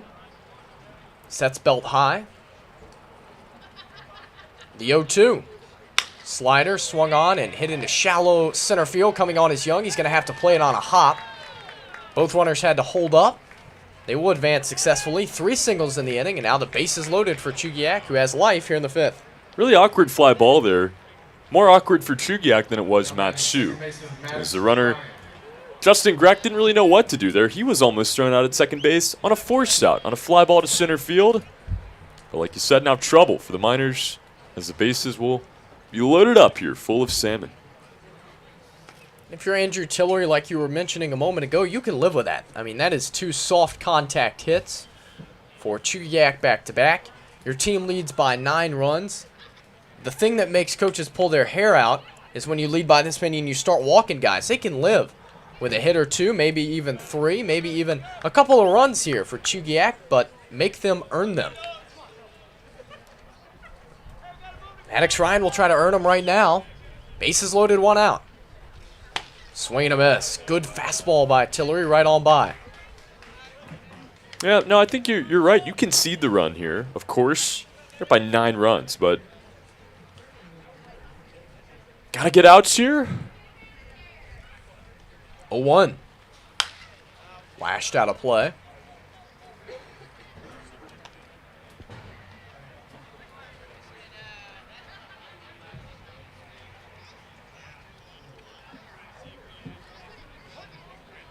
Buzz in the ballpark on a Monday night. 1 week until the playoffs. As everyone in the Valley begins to get excited. The 0-2. Swinging a ground ball, hit hard, out to Avila. He tries to stab it with a backhand, does so unsuccessfully. Throws on to Tillery late. That one skips away. Here comes another runner home. That's going to be Justin Grech, who scores all the way from second base. An error on Avila allows 2 men to score. And now a 10-3 game. Yeah, that's the worst case scenario there. You get a ground ball, could be double play inducing, some trouble with it.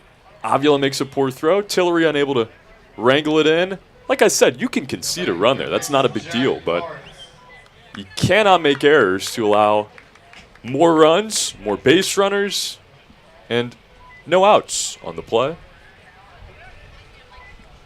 So 2 errors on 1 play by Blake Avila. First trouble fielding the ball, then trouble throwing the ball. Jack Lawrence bats with runners on the corners. Takes high ball 1. We know how talented he is as a defensive first baseman as well. We saw an outstanding play at first base on Saturday night. Still getting used to it. Just his second start there in about a month. The 1-0. Runner goes from first. Sliders down and in. Throw down from Heidel is high. Tag applied by Cade Manning a little bit late. Stolen base from Maddox Ryan. 2 men in scoring position.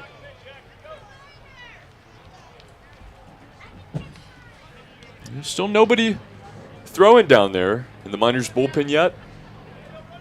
By the way, credit Maddox Ryan with an RBI on that error, as the run would have scored regardless. Can't assume a double play, so even if the play is made by Avila, 1 comes home with 1 out. 2-0 pitch to Jack Lawrence, misses low, 3-0. I don't assume anything. That's good. It's good for you.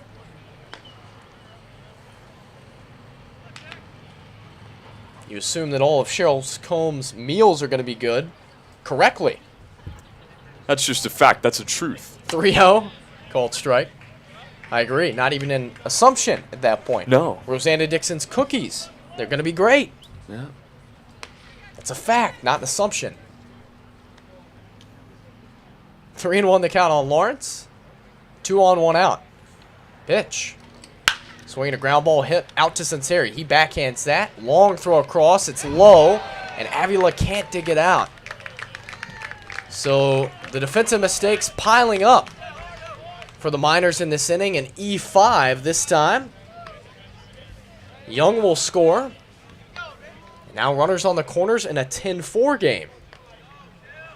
It is hard to let a team back into a game that is down by 9 runs. A team that's in last place, a team that's struggled all night. But it becomes a lot easier when you pile up errors, pile up walks. I haven't seen the walks in the inning, but the errors are certainly piling up now. 3. Ryan Matheson bats. That one's blocked by Heidel. Give Jack Lawrence an RBI as Austin Young was coming home all the way. Maddox Ryan goes from second to third. Jack Lawrence reaches first on the air. 3 in the inning now on Matsu. And a 1-0 count to Matheson.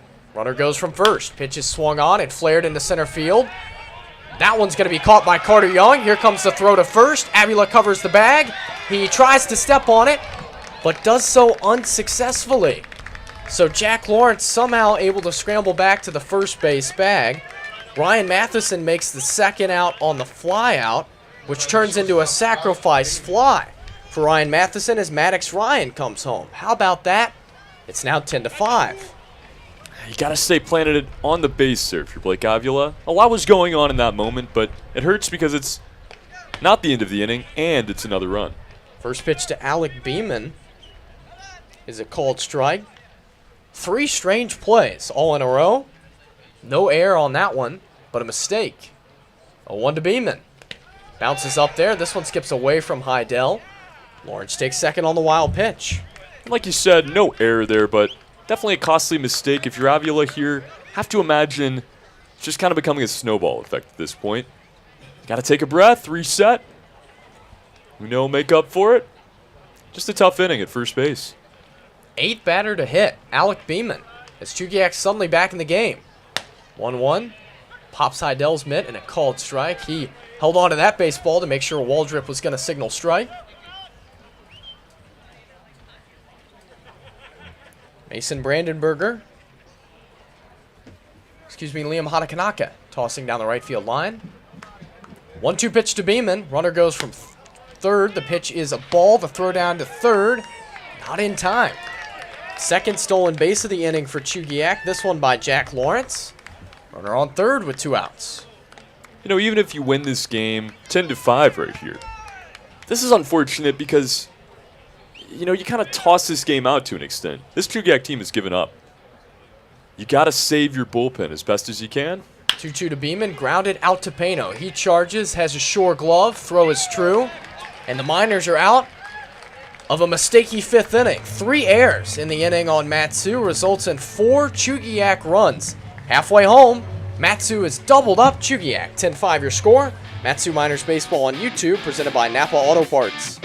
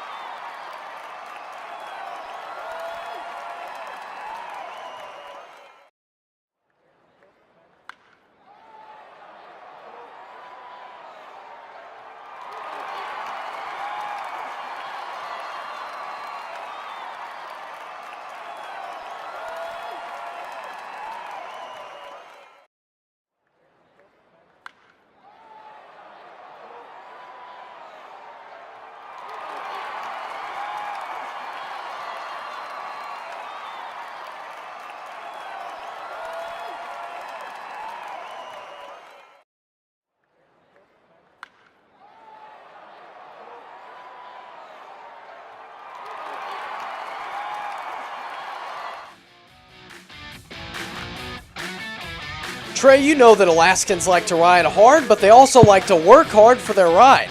That's why RC Detail offers their monthly detail club so that you can keep that showroom shine inside and out all year round. RC Detail is also the only G-Technic certified ceramic installer in all of South Central Alaska and are trained pros in the art of paint correction.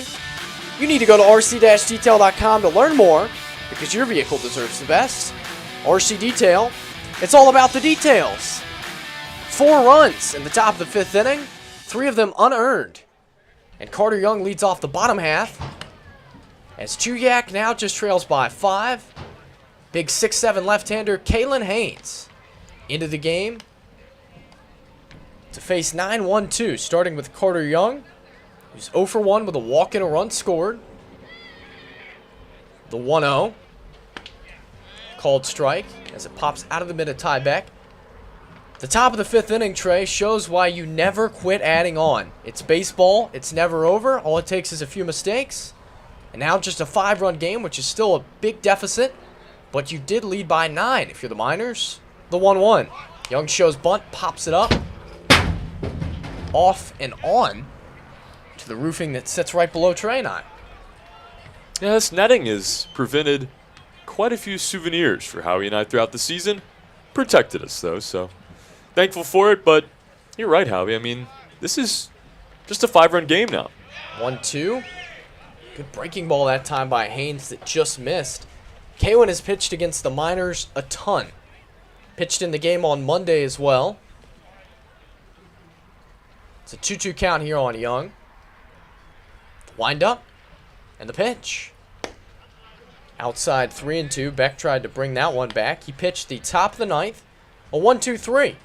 9th inning for Kalen Haynes. Ground out, strikeout, strikeout. Faced Cade Manning and both Alexes. And now a full count pitch. Curveball banged foul by Young. Love watching Kalen Haynes. We've seen 2 different versions of him, really. He's been really good, had some struggles as well, but great guy, great pitcher. 3-2. Just missed. Leadoff walk for Carter Young. 8th walk of the game issued by Chugiak. And a fast runner aboard for the Miners, who have swiped 6 bags in this game already. Now, we saw Carter Young as a leadoff hitter a good bit throughout the season. Tonight in the 9-hole, acts like a leadoff hitter as he leads off the inning. Draws that walk. And now Casey Sinceri. Another chance. Casey Sinceri, the only Miners starter that hasn't reached base yet. Trying to turn that around right now. Pitch. This is low. Kawan Haynes has had troubles most of the time facing the Miners. Walks normally the issue. He's also given up a few home runs. So Miners try to take some runs right back. 1-0. Outside 2-0.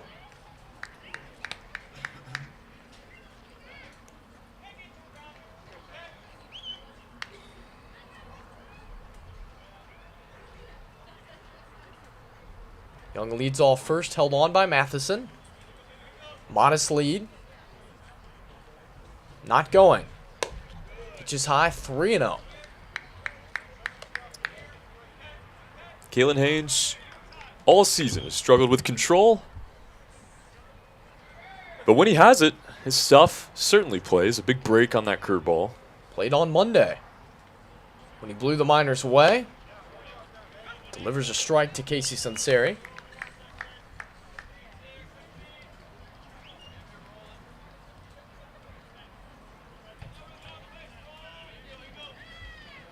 Haynes making his 19th appearance. They really worked him over. In Chugiak, a 10.55 ERA, 3-1. Outside, back-to-back walks start the bottom of the 5th.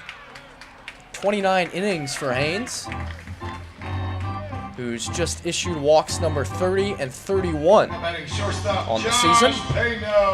Yep, 10.55 earned run average. If you wanted to come to Alaska this summer and pitch a whole lot, sign up for the Chinooks. They throw their guys. Cameron University for Haynes, who just played his final season of collegiate baseball, originally from Trophy Club, Texas, and a very kind young man. It's Josh Payno bats, He's reached base and scored all 3 times. Runner goes for third. Pitch is skied into deep right field. Justin Grech going back. He's turning. He's at the wall. He tries to make a catch and can't. It's off the fence. Carter Young's racing around third. Casey Sunseri's right behind him. Josh Pano's on his way to third. It's a 2 RBI triple for Josh Pano. The painkiller is on his way to what could be a cycle in this game. The 2 hardest parts are already knocked out. How he just needs a double and a single now. But how about it? We saw him hit an absolute bomb out to left field earlier in the game. A lot of power going the opposite way that time. And you gotta hope now that Justin Grech is okay, the right fielder. A hard, awkward fall into that right field wall there. He's going to get attended to by the training staff, his head coach as well. But Josh Pano hits the ball so well in so many different places. And how about that 2 on the base running there? Casey Sunseri, the slower out of the 2 base runners, just in general, almost caught up and passed Carter Young. Can't do so for both the score. Don't want to do that. Would be an automatic out. It was and bad news, but Casey was trying. He almost pushed him down coming around third. They were having fun with it, though. Yeah. Laughs all around. Looked like a foot race around the back there as he had to wait on the fly ball. So it's a triple for Josh Pano. It's RBIs 4 and 5 on the game. He now has 25 on the season. He's already scored 3 times in this game as he's reached all 4 times. He has a walk, a home run. He's reached on an air and now a triple. And he's threatening the 1-game RBI total, which sits at 6. Alex Vergara had 6 RBIs in his 2-home run effort against Chugiak on Monday. Justin Grech continues to be checked out down the right field line. That was an awkward, scary collision with a fence out there, which is just wooden boards and advertised signing. That's not any padding out there, and he slammed into the wall hard. Yeah, it's no fun and really awkward angle, too. Like you said, he was kind of having to reach over and put his back in a difficult spot. Looks like he's going to stay in the game, though. Looks like he is going to stay in the game as he was checked out by the minors trainer, along with his head coach. Inning continues for the Miners. 3 men have reached to start it. Back-to-back walks and a 2-run triple for Josh Pano has put the Miners back in front by 7. It's 12-5.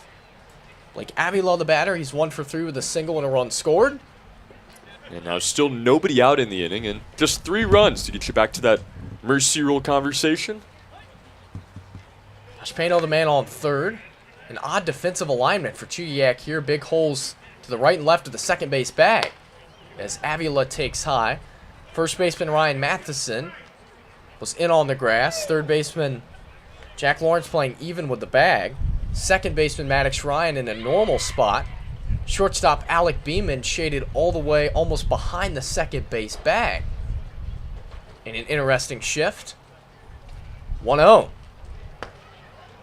Low 2-0. I don't know about this one. Yeah, this is different. Don't see a lot of shifts in this league. Avila, true lefty hitter, likes to pull the ball. And obviously Matheson playing in, trying to cut down the run at third. 2-0. Swinging grounded to Matheson. He is going to make sure Josh Pano heads back to third. And he's going to step on the bag for out number 1. Yeah, it works out for him as they try the shift. Pays off, and a little bit later tonight, but excellent as always to hear from Steve Lindsay, checking in from the blazing hot Southeast. Howie and I were talking about it today. So many things we love about Alaska. One of them, the weather. In the summer, at least. I don't want to speak on the weather here during the wintertime, but not ready to come back to that heat quite yet. Alex Vergara, the batter, infield all in now for Chugiak. First pitch. Called strike. Vergara hit a missile over the left field wall. Somebody brave enough is going to go climb Pioneer Peak and retrieve it. Vergara halfway to the cycle with a home run and a double. 0-1. Popped up. shallow right field. It's a long run for Justin Grech. If he catches it, Pano's going to tag. He does. Here comes Pano. The throw to the plate is up the first base line. Sacrifice fly for Alex Vergara. 13-5 Miners. That's all it's got to be. And yeah, the more I get to watch Alex Vergara, the more I think, well, you know, what makes this guy so powerful? What makes him such a good hitter? I think it's a lot of different things, but one thing I notice is the way he loads his hands. I mean, he just gets them in such a good spot and such quick hands. Able to get that bat around at incredible speeds. Drives home another run in this game. Alex Hellman, the batter now. He watches that one skip up there with the bases clean and 2 outs. The Miners now have 4 multi-run innings in this game. Scored 2 times in the first, 5 in the second, 3 in the fourth, and now 3 in the fifth. 1-0. Outside 2-0. Alex Hellman, good game. 2 for 3 with 2 RBIs. He's halfway to the cycle. A lot of Miners threatening here. Oh, yeah. 2-0. Catches a corner. Now, that would not be very nice. Mr. Lindsay, no need to save any of that heat for us. We'll just picture it up here. We'll imagine it. 2-1 to Hellman. Swinging a high pop out in shallow right field. Second baseman Maddox Ryan is going to call off the right fielder Justin Grech and put the squeeze on it for out number 3. Another successful inning for the Miners. They score 3 times on 1 hit. The big blow, a 2 RBI triple by Josh Pano. We're on to the 6th. Miners 13, Chinooks 5. Matsu Miners Baseball on YouTube, presented by Napa Auto Parts.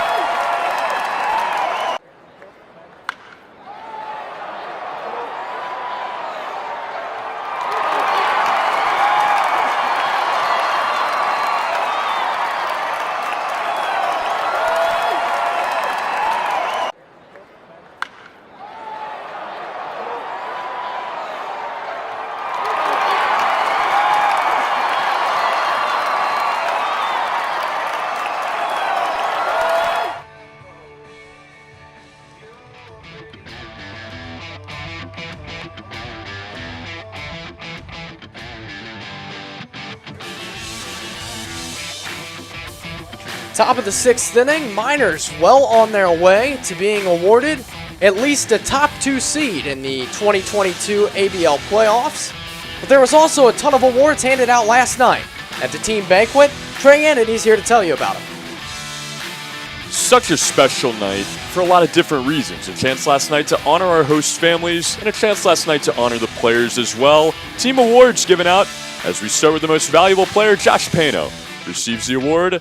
Cole Towson, the most valuable closing pitcher on this team. Nate Rolka, listed as the most valuable relief pitcher. Michael Yates, the most valuable pitcher. Casey Sinceri, the most valuable utility player. And Alex Vergara, the final award, the most valuable position players. He picked it up. And the Miners, still a couple weeks left, but a really special night of baseball. Or rather, of handing out awards.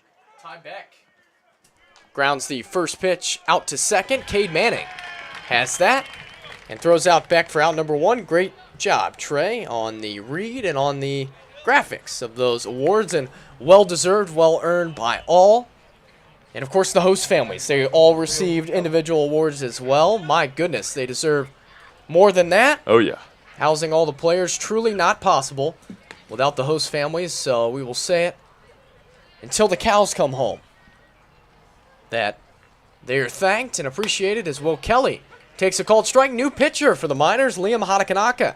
takes over for Andrew Tillery, who went 5 innings, allowed 6 hits, 5 runs, 3 more unearned runs for Andrew Tillery, 2 walks, and a strikeout. He's in line for the win in a 13-5 game. And Kelly bangs out 1 foul. First relief appearance for Hatakanaka since July 10th, when he went an inning and 2/3 in the game against the Anchorage Bucks, and really some tough luck for Hatakanaka in that game. A strikeout that would have ended the game. The inning continued. He gave up 5 earned runs, and the Miners had to pull it out in extra innings. 0-2. Swing and a miss. Filthy pitch by Hatakanaka for out number 2. Where do the Cows go? And why do they leave home, Howie? You know, I don't know. I was thinking the same thing before I said it. We saw some cows by the Palmer Golf Course, which we attend frequently. Maybe they get a round in on a windy day. I don't know. Ben Weaver, the batter. They make it home safely. 0 for 2. First pitch from Liam. Called strike. You can tell it's an 8-run game right now. But really excited to see a Liam Hatakanaka pitch. His last outing, rotten by his standards. And he's excited to get back out there with a new facial look. And he's going to have a breezy top of the 6th inning. A ground ball to Blake Avila ends things. A 1-2-3-6 for Liam. And a 13-5 lead for the Miners. As you watch Mat2 Miners Baseball on YouTube, presented by Napa Auto Parts.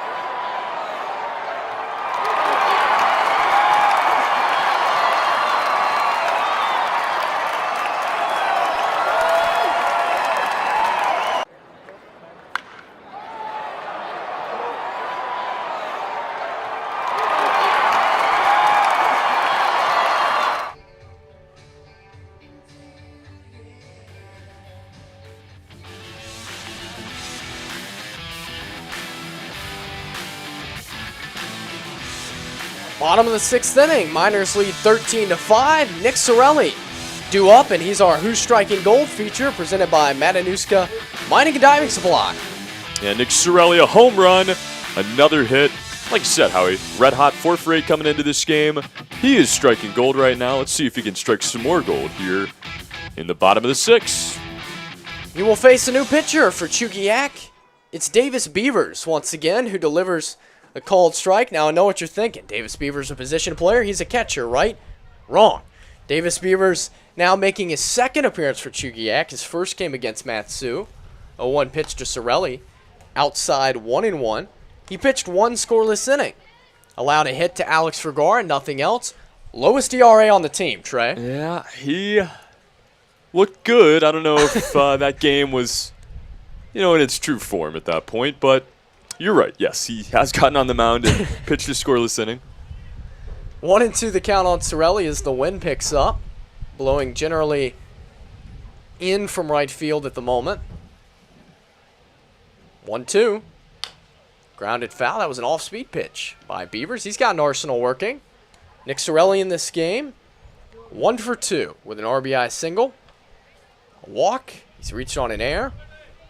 As the scorebook for the Miners begins to fill up. They've scored 13 times on 8 hits. 3 errors for Mat2 in this game. Cost him a few runs in the 5th. 1-2. Outside 2-2 for Chugiak. They've scored 5 times on 6 hits. They've committed 2 errors. 2-2 to Sorelli. Just missed. Talk about the standings and everything kind of coming down to the wire here. First seeding, we know who's in the playoffs. We're going to see where they end up, but the Bucks and the Oilers tied up at 3 through 4 innings. Thank you for the update there, Mr. Steve Lindsay. 3-2 to Sorelli. Swinging a high pop into the shift. It's going to be Maddox Ryan drifting into shallow right field. And he's going to make the catch for out number 1. That's a huge game. Talked about it earlier in the broadcast. Bucks and Oilers. The Oilers right now trail the Bucks by 3 games. For 3rd place, they lead the season series 5-4. If they win that final game and win the series down on the peninsula, they would trail the Bucks by 2 games, have clinched the season series, and the first tiebreaker, which is head-to-head. And who knows, Peninsula would have a good shot for 3rd place, potentially. Brandon Heidel bats, takes outside 1-0. Yeah, it's such a similar matchup between those two teams. Scrappy group down there for the Peninsula Oilers. 1-0 pitch to Heidel, outside 2-0. Those two teams split a doubleheader that occurred on Friday. First 2 games of the series. Both those games were 1-run games. 2-0, 3-0. Then on Saturday, the Bucks were able to handle their business. They led it 9-1 at one point. They went on to win the game 13-8. Yesterday, the Oilers run-ruled the Bucks 13-3 to even the series at 2. So, tightly contested battle down on the peninsula. And a 3-0 pitch to Heidel, which is a called strike. Yeah, good for that group to battle throughout the season. They've had ups and downs. You know, on paper, looking at it at the beginning of the season, I would have thought this Bucks team, outside of Matsu, was going to be the one team to beat. Heidel fouls a 3-1 away. So many D1 guys and just so many different guys they can turn to offensively. But, you know, it's been the Pilots along with the Miners. Pilots have been playing good baseball. They'll be back at it tomorrow. Miners' next game will take place on Wednesday. 3-2. That'll play again by Heidel. That'll be a matchup, the final matchup of the year. Regular season between the Matsu Miners and the Anchorage Bucks. Right here from Herman Brothers Field. Matsu Miners on YouTube at 6 o'clock. Local time. 3-2 to Heidel. Swinging a fly ball sent out to right center field. That is going to be pushed to right by the wind. Now in. And Justin Greck makes a streaking catch for out number 2. That one did not go. Similar looking swing there from Heidel. Hit it to a similar spot, but the wind in full effect here. I mean, it probably blew that ball about 20 feet shorter than it would have gone. Yeah, this time the wind working in the wrong direction for Brandon Heidel, blowing the ball in. His home run was aided by the wind a bit, out by the scoreboard. And now Cade Manning, as Davis Beavers threatens for another scoreless inning. And a called strike. I can hear him now.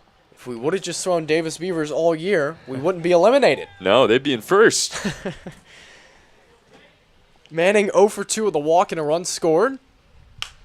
Fouls this one out of play. Truly just no arms left for Chugiak. Haynes pitched in yesterday's doubleheader. He was only able to go 1 inning. Zach Cole only able to go 2. Zach Phylos and James Aaron started the games yesterday. 0-2 pitch to Manning, just missed. Good breaker that time by Beavers. Tim Watkins started the game. Looked good at times. He struck out 5, but he couldn't command the zone. Walked 5, gave up 7 earned runs. 1-2. Popped up again. Left field this time. That's a long run for Will Kelly. And the rest of the left side of the infield. And Will Kelly makes a nice underhanded catch in foul territory for out number 3. We're through 6 complete. Miners 13, Chinooks 5. Matsu Miners Baseball on YouTube, presented by Napa Auto Parts.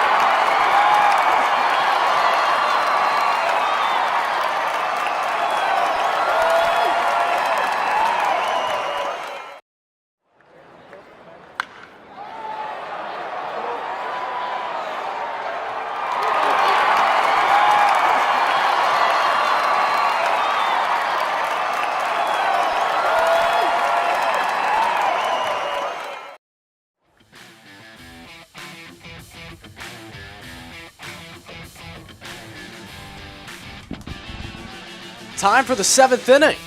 Miners lead the Chinooks 13-5. And with that, I'll turn it over to Trey Yannity. We begin the 7th inning, 13-5. Liam Hatakanaka remains on the mound for the Miners as a bunt attempt to get us started. And a called strike as the hitter, Justin Grech, squares around and pulls it away. Take the fastball. 0-1. Hatakanaka, a quick, clean, easy, breezy 6th inning. We're going to do the same here in the 7th as a check swing is strike 2. This is Alexander Saunier on to pinch hit for the Chinooks. So Saunier for Grech here. I wonder if that has to do with the awkward slide on defense. The 0-2 swung on and drilled to right field. On a line, it's going to stick up for Alex Strigara. A nice swing on it for the pinch hitter Saunier, but an out. As the Miners have a man, one down for Austin Young. Gotta hope he's okay. Maybe precautionary, if nothing else, in an 8-run game. Justin Grech slid into the wall. Back in the bottom of the 5th. Now Hatakanaka faces Austin Young, the DH. He's 1 for 3 on the night. Fouls that one off. No, it's in the dirt. It's a ball 1-0. He had a sac fly in the 1st inning. That drove home the 1st run of the game for either team. Had a hit in the 5th. Now the 1-0. Fastball misses up, 2-0. Hatakanaka with a 5.29 ERA coming in. He's already worked 1 scoreless frame. 11th appearance for Liam. As you said, no mustache now. Got rid of it. And is going to lose that pitch as well. Inside 3-0. It's been the summer of mustaches. I think it's safe to say. That's ball 4. I agree. Be great to have a fan vote between Liam Hatakanaka, Nick Sorelli, and of course your mustache for best of the summer. Yeah, well, you know, it was okay. It was a good rookie mustache, my first attempt at it. It was fun while it lasted, and it was tough to let go there. But I know, Howie, no matter how good it got the rest of the summer, it was never going to meet that of Nick Sorelli's or Liam Hatakanaka's. Swing and a miss. On the pitch in the dirt, 0-1. It'll run here on Maddox Ryan, the second baseman. Hits with 1 on and 1 out. Tyler LeBrun, of course. Quite the mustache at the beginning of the season as well. He is out tonight. The 0-1. Swung on, chopped into the dirt. A foul ball. It'll be 0-2 here on Ryan. Brett McCafferty has had a mustache since he got here. And a good one. A bit more of a handlebar. A modern handlebar. That is. Bet Steve Lindsay has some great mustache advice. 0-2. Softly rolled out to second. It's going to be Manning on to short. Pano with it on to first. Not in time. That ball was hit a little bit too slowly. And a fielder's choice. 4-6. The second out of the inning, Maddox Ryan will stand on first base for Jack Lawrence as he will face Hatakanaka with 1 on and 2 out. Now batting third baseman Jack Lawrence. Steve Lindsay would have some good mustache advice. It changes everything, how it really does. I was in the dark.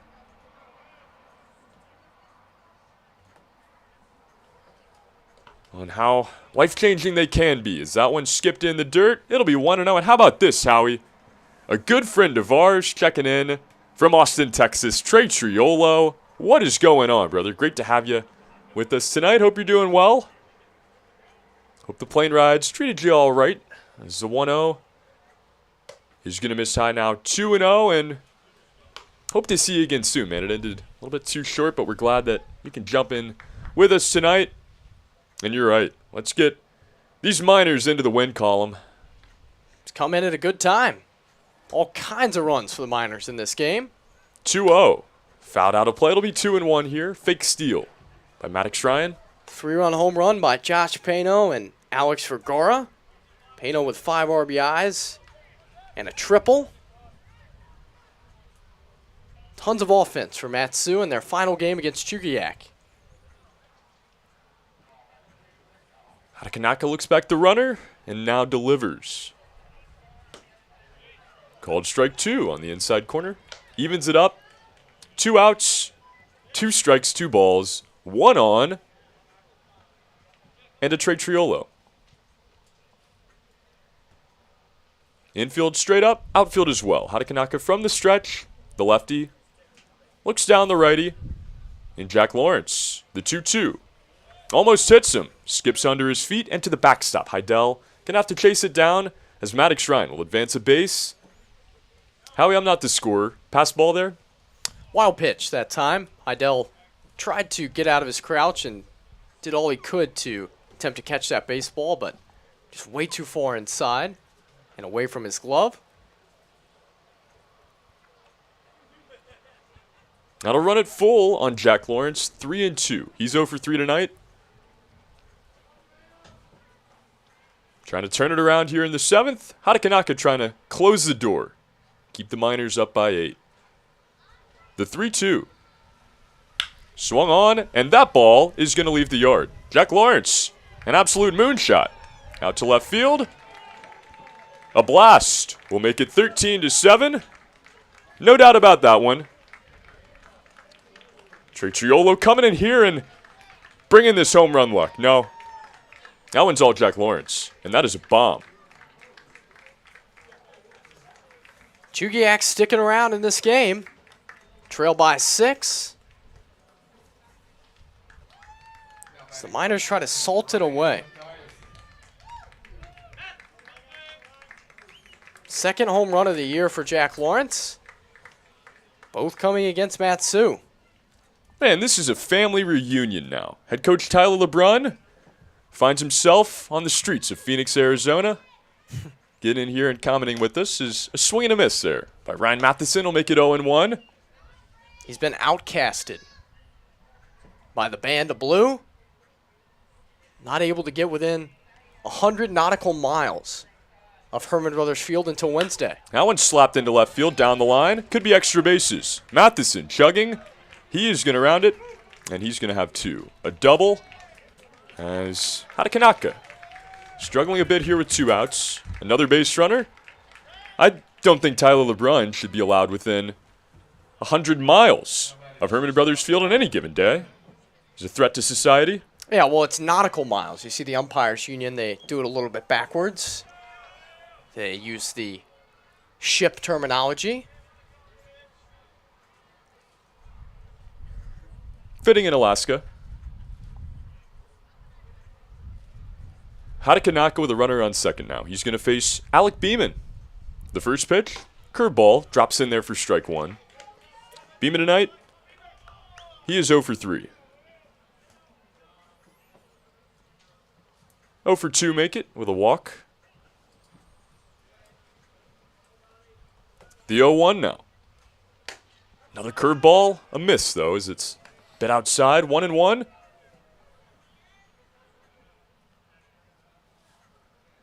Here's some mustache advice. I knew he would have some good advice. Manning holding the runner on, gets a look from Hatakanaka, and now the delivery inside. Ball 2. Sun coming back out here. Had some cloud coverage for a bit, but there's some blue sky, Howie. Gaping hole between the first baseman Avila and the second baseman Manning as he holds on the runner. Alec Beeman, the hitter, faces the 2-1. Swings at it, off the mid of Heidel. It'll be 2-2 on the foul ball.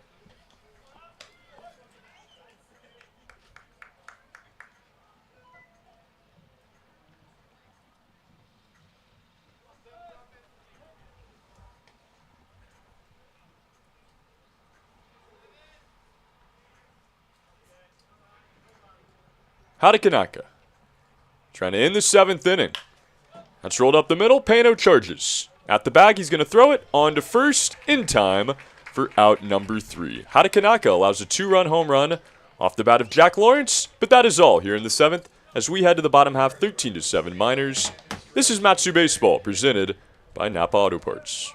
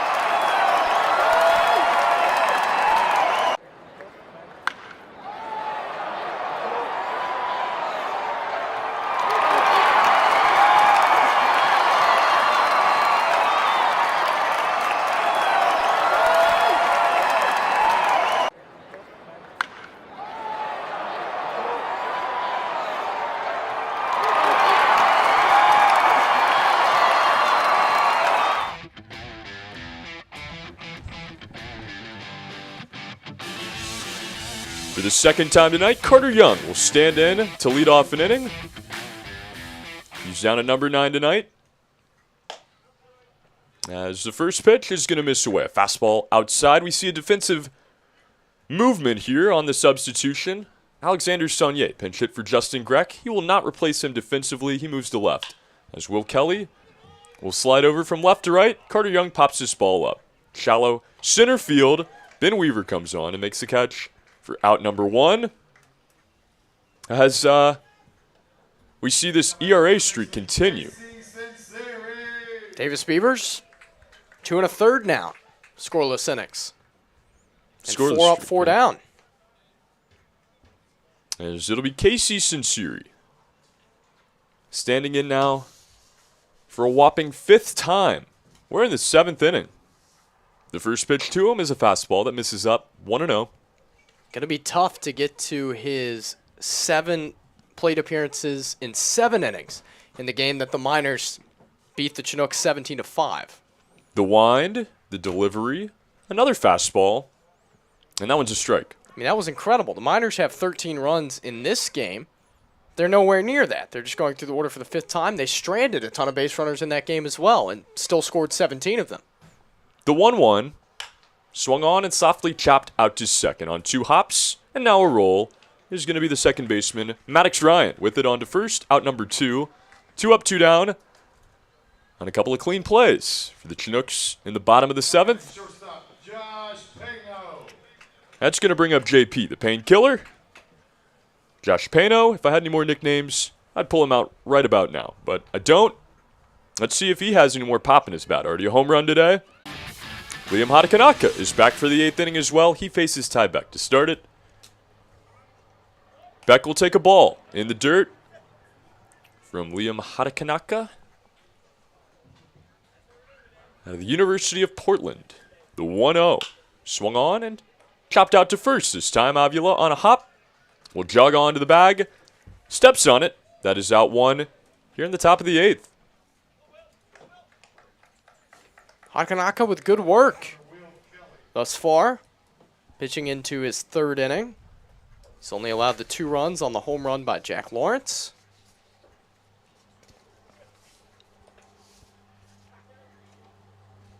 Now Will Kelly, the left fielder, the 9-hole hitter, will stand in. Takes the ball low. 1-0 the count.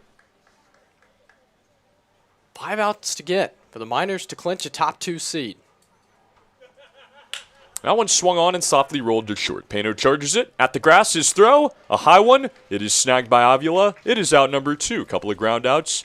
2 up, 2 down in the top of the 8th. Another excellent play by Josh Pano, charging in on the slow roller. Throw is true. And, you know, Howie, it was so odd in this game.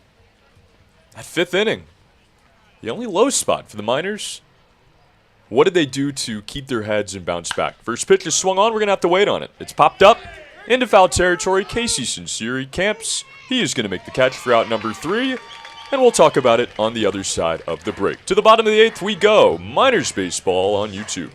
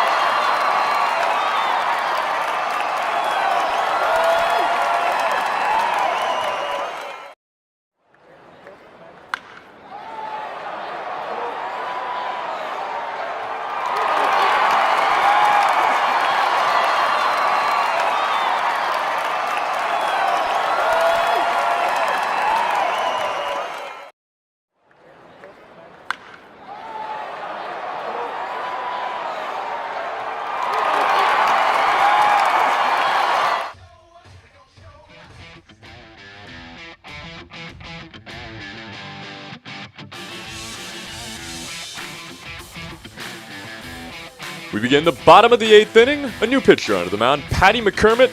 Not really a pitcher, but he's going to give it a go here for the Miners. In the 8th frame, Blake Avila will lead it off. But before we do that, Howie, let's take a look at the ABL standings. Miners trail the Glacier Pilots by 2 games, who are idle tonight. If they go on to win this game, they'll be a game and a half out of first place. Bucks and the Oilers in a tangle match for 3rd. And doing battle on the peninsula for the 10th and final time this year. Chinooks already eliminated 6-28 on the season.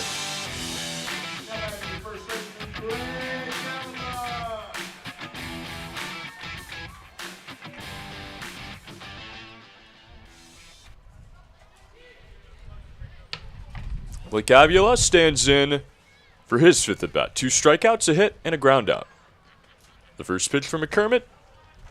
It's got to look a bit odd. He comes from a sidearm motion, slows it down a good bit. That one misses away 1-0. You know, at least with Davis Beavers, he's giving you an over-the-top look. 1-0, swung on and softly drilled into center field. That's a looping baseball. No wind on it. Just caught it off the very end of the bat. It's a base hit for Blake Avila, his 2nd of the night. And if nothing else, how you get the chance to pad your stats a bit in situations where you get to face a position player on the mound. This is the 2nd time that Patty McCormick has pitched against the Miners. First time came all the way back on June 12th in that game that the Miners won 17-5. He went 2 innings, allowed 4 hits and 3 runs. But Davis Beavers, a position player, did no such thing. He now has 3 scoreless innings and still leads the Chinooks in ERA. First pitch to Alex Vergara. Misses low and out. 1-0. The Miners need 3 outs on defense to win this game, but let's say they score 4 here on offense. That should wrap it up as well. Alex Vergara, a home run earlier in this game. That plated 3 on the long ball. A swing and a miss will make it 1-1. He had a double in the first, a sac fly in the 5th. The man that can do no wrong, and the position player of the year for this Miners squad, the 1-1. Swung on, rolled foul. Down the 3rd baseline. It'll be 1-2 here on Vergy.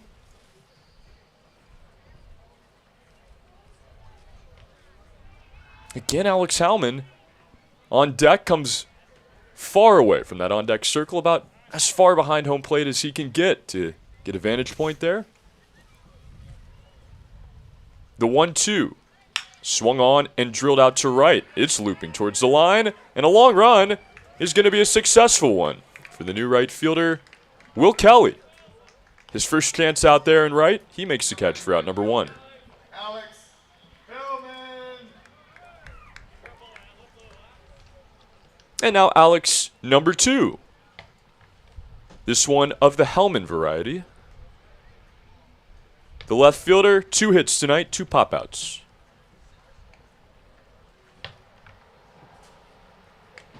And still the newest minor. That one skips in the dirt. It'll be 1-0. We will see if Liam Hanakanaka comes out for the 9th inning. If he does so and finishes this game, he's going to pick up the save via the 3-inning rule. He will have pitched 4 of them. 1-0, swung on, hit into center on a line. It is going to drop in there for a hit, and off the glove of the center fielder Weaver. Avila sees it. He takes advantage as he heads to third, throw into second. And that time, Maddox Ryan was not ready for it. Alex Hellman, another heads-up base running play, another free bag.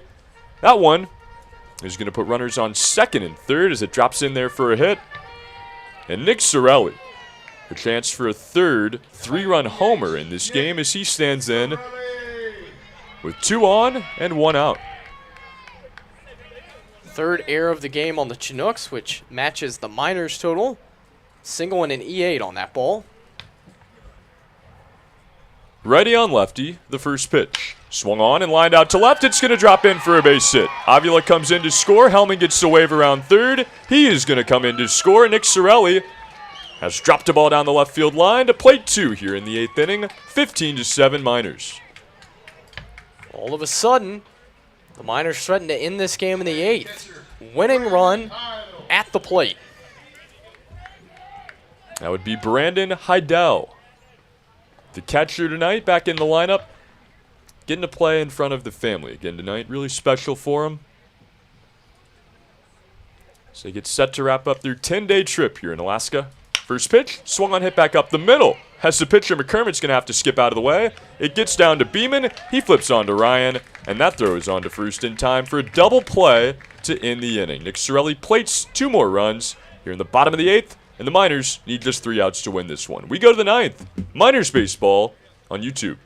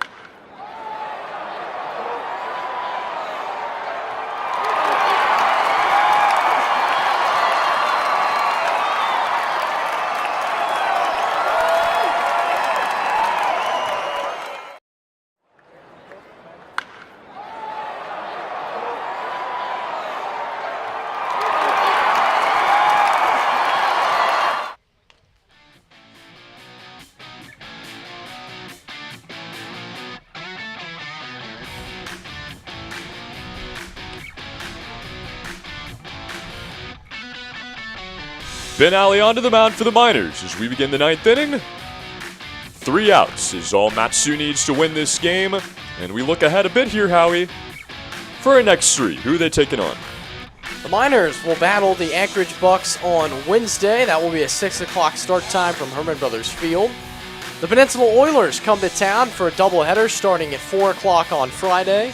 And then final game of the regular season, Miners and Pilots potentially for first place down in Anchorage. That'll be a 6 o'clock start on Sunday.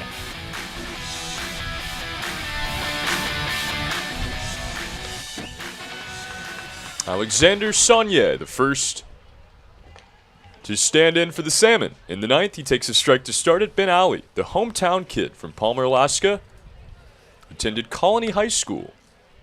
First time we're seeing him in the ninth inning. That one's going to miss low, 1-1. Works quickly from the windup. The 1-1. In the dirt, 2-1. Making his fourth appearance for the Miners. Hasn't allowed a run yet. Just 1 hit, 4 walks, 3 strikeouts over 3 scoreless innings.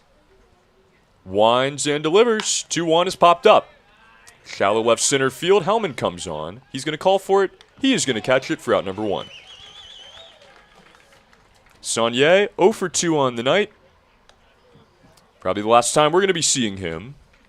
And now Austin Young for his 5th at bat. Had a walk in the 7th, a hit in the 5th. He grounded out back in the 3rd, and a sac fly in the 1st. His lone RBI tonight. Ben Ali offsets his hands up to his left ear, and now delivers in the dirt. I'm not very good with directions, Howie. That's his right ear. It's a ball. It's 1-0.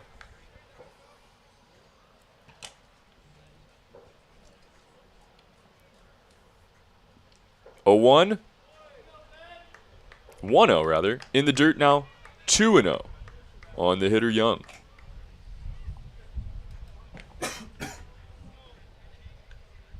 Clouds starting to creep in again here at Herman Brothers. 1-1, shot in the right. A long run. That's going to stick up for Hellman. For Vergara. 1 Alex over there. Line drive off the bat of Austin Young. He's out number 2. A nice play by the right fielder. And now the Miners need just 1 out to win this game.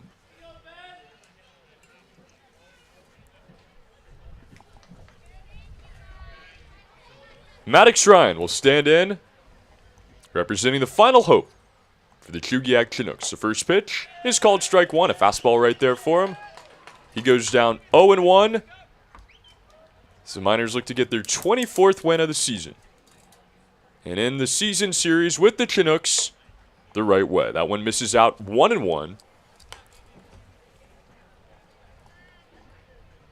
Been a fun battle between these two throughout the season, but we know this is officially the last game.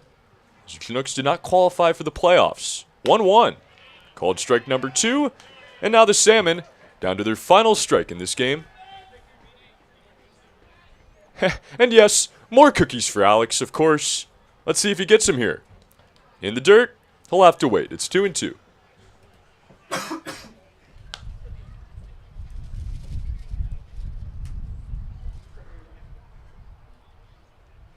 Miners looking to celebrate on a windy night here in late July as Ben Ali tries to close the door. The 2-2.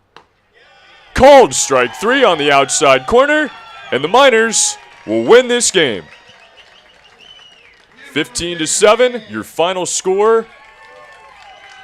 Some ups and downs tonight, but overall, Howie, a dominant effort by the team in Matsu as they get their 24th victory of the season. And they have now secured that second spot officially. They will be the first or second seed at the very worst with the win tonight. And now only 4 games left in this season, Howie. The Miners trying to get a roll going again. They needed a game like this tonight. Offense explodes. Tillery comes back. He starts. Get some good effort out of your bullpen. And overall, a feel-good night for the Miners. It was a really feel-good game for the Miners and the hometown product. Ben Ali closes it out for Matsu. They are now the first team to officially clinch home field in the first round of the playoffs. An offensive explosion for Matsu. They score 15 runs on 11 hits. Trey, there's a ton to choose from. Who's your player of the game? You know, I set this up in not a very fair way, Howie. Usually I'm giving you the player of the game, but tonight I do get the full selection, and I got to go with Alex Vergara again here. It's hard not to. A double, another bomb of a home run tonight, a 3-run homer, but a lot of candidates on a night like this. Who do you have for the player of the game? You take Alex, I take Josh. Why not? They both hit 2 3-run bombs for Matsu. Josh Pano reached base 4 times. He scored 4 times. He hit a home run and a triple. Picked up 5 RBIs, the second most in a single game by the Miners this year. And truly, an all-around game played by Matsu. Alex's dad, Ricker14, said it best there. Another excellent night by Thomas Dixon on the PA mic. And a big shout out to the rest of our staff here at Herman Brothers Field for making it happen. Pete, Denise, Christopher, our head coach, Tyler LeBrun, absent tonight. Got to thank him, along with the rest of this organization, for making it happen all season long, making it happen against these Chinooks. As the season series wraps up, the Miners dominated again here tonight, 15-7. Your final score. Howie Boxley, my name is Trey Yanity. We will see you again real soon, Wednesday. The Bucks coming to town for their final matchup of the season. We're going to be here at 6 o'clock p.m. Be sure to join us. Have a great night, everybody. The Miners win 15-7.